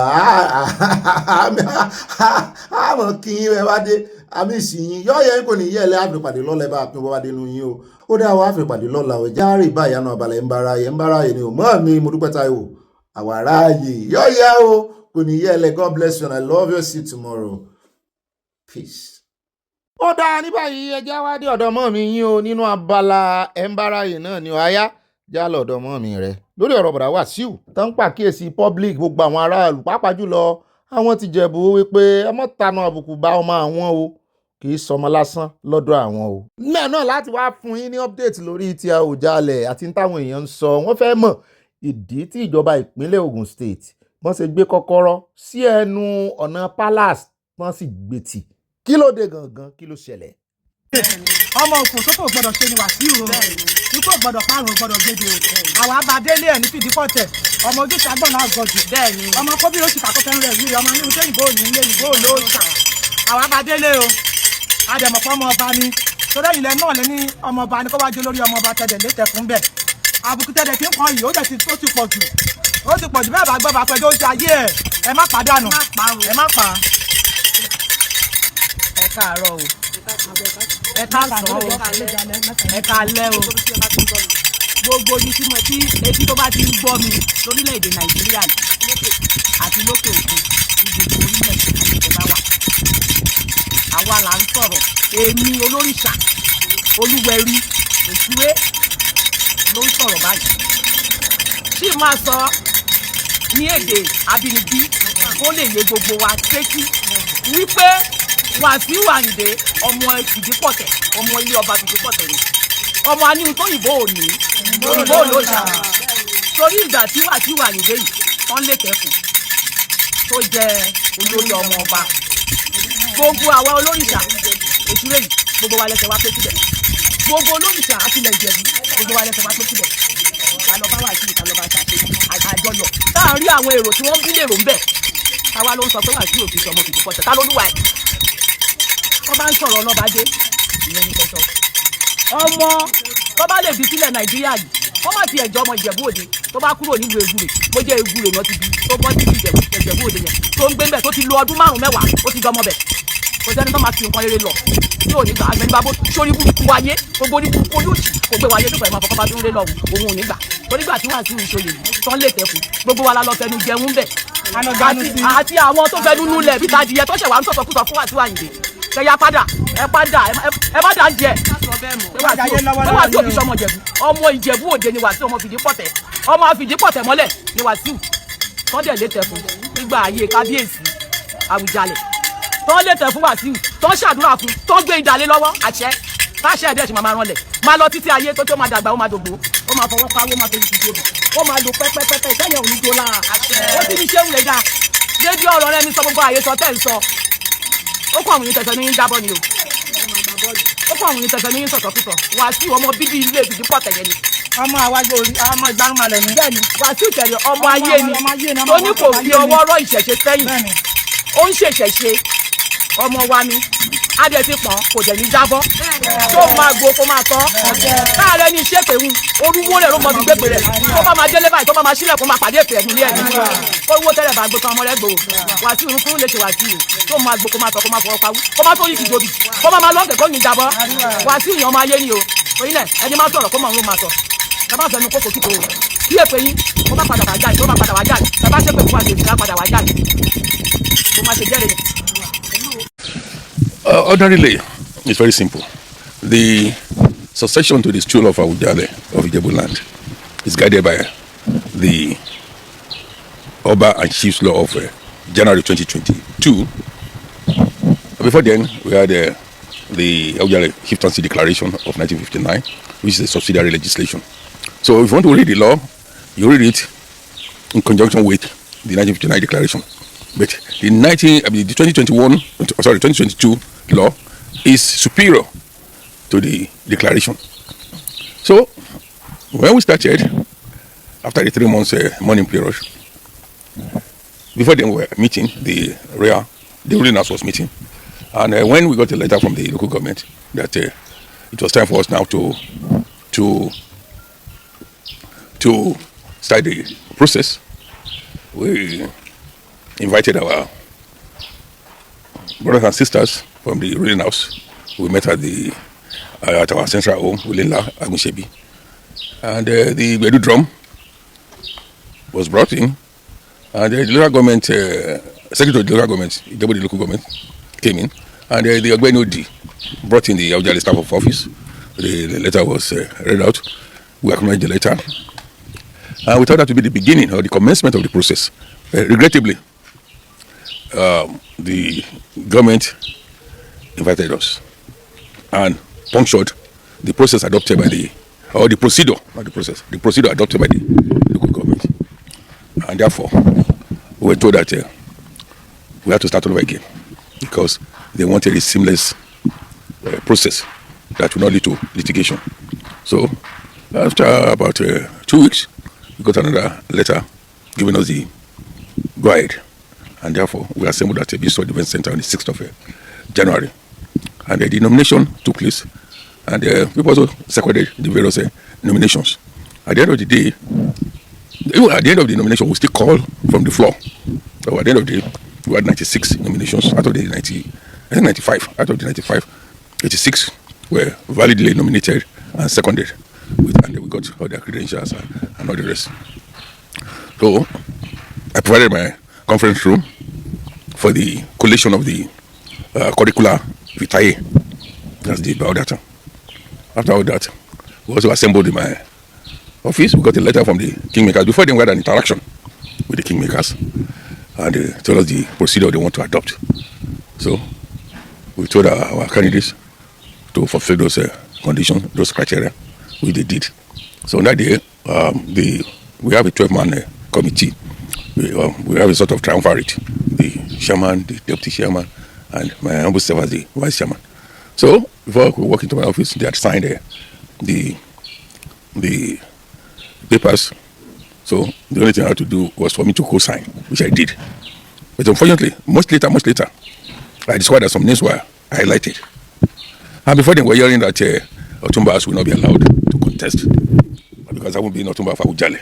To me, that was spurious. To me, that was reckless, because those of us familiar with the modus operandi of the immediate past Awujale will tell you that the position of Otumba was a recent creation. It was created by Awujale in 1985. That was after his problem with the late governor, Bison Obanjo. So, and he wanted to honor some people. He honored some chiefs, including the late senior colleague, Idro Onobule, my senior colleague, Akogun, Toladini, and the rest. People like Oduton and the late Oshibogun by made of Tumbas. So, it was ceremonial, not traditional. I'm not gazetted anywhere that if you are not Tumba, you cannot be. And even if, I tell authoritatively that today, when we were in government in 1996, we presented the Ajalon of Ijebufe, Oba Oguntayo, who was an Otumba and also a kingmaker. He was made a Oba by his people, and we still made him. We still presented him with the staff of office, and his people crowned him. So for people now to be coming up with something that Kabi said this and that, even if Kabi said this, it was not law by him. He might have just made a passing remark, but it was never written anywhere. It's not in our. Ó dá o, ìkan nínú àwọn àgbààgbà ilẹ̀ Ìjẹ̀bú náà lẹ́tí gbọ́rọ̀ lẹ́nu wọn yẹn, ara tí ń fa awuyewuye tí ń fa ìdádúró náà nìyẹn o. Mi ò wá tí ìmọ̀ Ọ̀túnba tán sọ ń pa rẹ̀. Bóyá Ọ̀túnba ilẹ̀ Ìjẹ̀bú ni tí àwọn náà fẹ́ wà nínú àwọn candidate tó fẹ́ jẹ Àwùjalẹ̀, ara tó fa awuyewuye nìyẹn, kì í sọ̀rọ̀ bọ̀dá Wàsíù nìkan o. Pé wọ́n ní Ọ̀túnba ò lẹ́tọ̀ọ́ láti joyè, ó ní bàbá wa ń gbìyànjú. Èmi ò tiẹ̀ mọ oyè tí bàbá náà jẹ. Ẹ̀yin ọmọ Ìjẹ̀bú dá ẹ já wa sí i. Kí ló dé ọ̀rọ̀ Ọ̀túnba ló tún fẹ́ mọ́ fa wàhálà? Pé Ọ̀túnba ò lẹ́tọ̀ọ́ láti jẹ Àwùjalẹ̀. Wọ́n sì ní ọmọ Fùsẹ̀ǹdúwà làwọn, pé àwọn jẹ́ Ọ̀túnba òdìfá, ṣùgbọ́n wọ́n lẹ́nu bá ti jọ Ọ̀túnba pé kò lẹ́tọ̀ọ́ láti jẹ Àwùjalẹ̀. The way we see it is that the government should leave the kingmakers, right, to do the interviews that they were doing. Coming up and locking the palace with gates and putting police is an abomination in Ijebu land. In Ijebu land, we call the palace Oja, which is Oja is literally a market. That is how Ijebu operates. Locking up a market in a rural village or town is like depriving the people of access to food and other services. That is how the palace is. Right. You see, I will start with somebody saying that they were asked to pay a certain amount of money for forms. That actually came up when the family looked at it that there's going to be a lot of expenditures. Who's going to cover it? We don't need to start running to local government or looking for an individual to do it. But when a superior argument was placed on the table that, look, it's going to be like driving some people who don't have money or are entitled away if they don't have money. And we looked at it, and to the extent that even those that had paid were refunded. So that's part A. Now, so they refunded that? Oh, since everybody. Wasn't going to personal. No. You know, and I even tell you for a fact that it was only 1/3 of the sector that had done that. How many people paid, and how much was refunded? I would not know how many people paid, but all I know is that everybody was refunded, and that can be confirmed by the Olorebi. There's evidence. Oh, definitely, even to the government, because there was a meeting held with the government to ascertain that everybody is given an equal opportunity. And like I said, we noted that it was only one factor or one segment that was doing that. The others were free. Do you understand? And they were told to return. So we became plain. Everybody had their own plain line. Now, allegations of bribery, we frown at it. Allegations of inducement, we frown at it. There could be a situation whereby somebody comes to see an elder of the family and gives him something. That is allowed. That is not a crime. So gifts are allowed? Yeah, gifts are allowed. Of course, somebody wants to come and see Olorebi. You can't come empty-handed. Let us be frank in Yoruba land. No, the Nigerian constitution is not against gifts. Exactly. So, but what we are against is if it's going to become something that is going to be to induce. So why don't you guys just stop gifts around this period? We have all those. No, because if you say gifts are allowed, Dr. Abati just threw a spanner. I know. You have to be careful. I know. Because there's nowhere in the constitution that says you cannot. Be careful. Because if you say gifts are allowed, there is no how any gift given this period will not be seen as inducement. Definitely. Why don't we finish all this period first? Keep your gift. And keep the gifting after this process. Okay. Because that one they just threw. It's a spanner. I know, you can't enter into Jebu. I can tell you for free that I understood where it was coming from. But I can tell you when I said that I'm not talking about an occurrence. I'm not using it as an example of occurrence or a concurrent situation. I'm using it in an open situation. But to go back to the point of inducing somebody, the Jebus have a structure in place that is frowned upon to maneuver or try and do whatever it is not right to put somebody on the Any list. checks and balances? And thirdly, I'm sure you watched the interview. I did. The person that made the allegation, was he initially on the list? Okay, let me just quickly. Prince Bayo Abdul. Yes. Prince Bayo Abdul. Was he initially on the list? I can tell you what I just said earlier. If he went through Otumba Oyemi, like he said, he must have been cleared, screened, and his documentation submitted.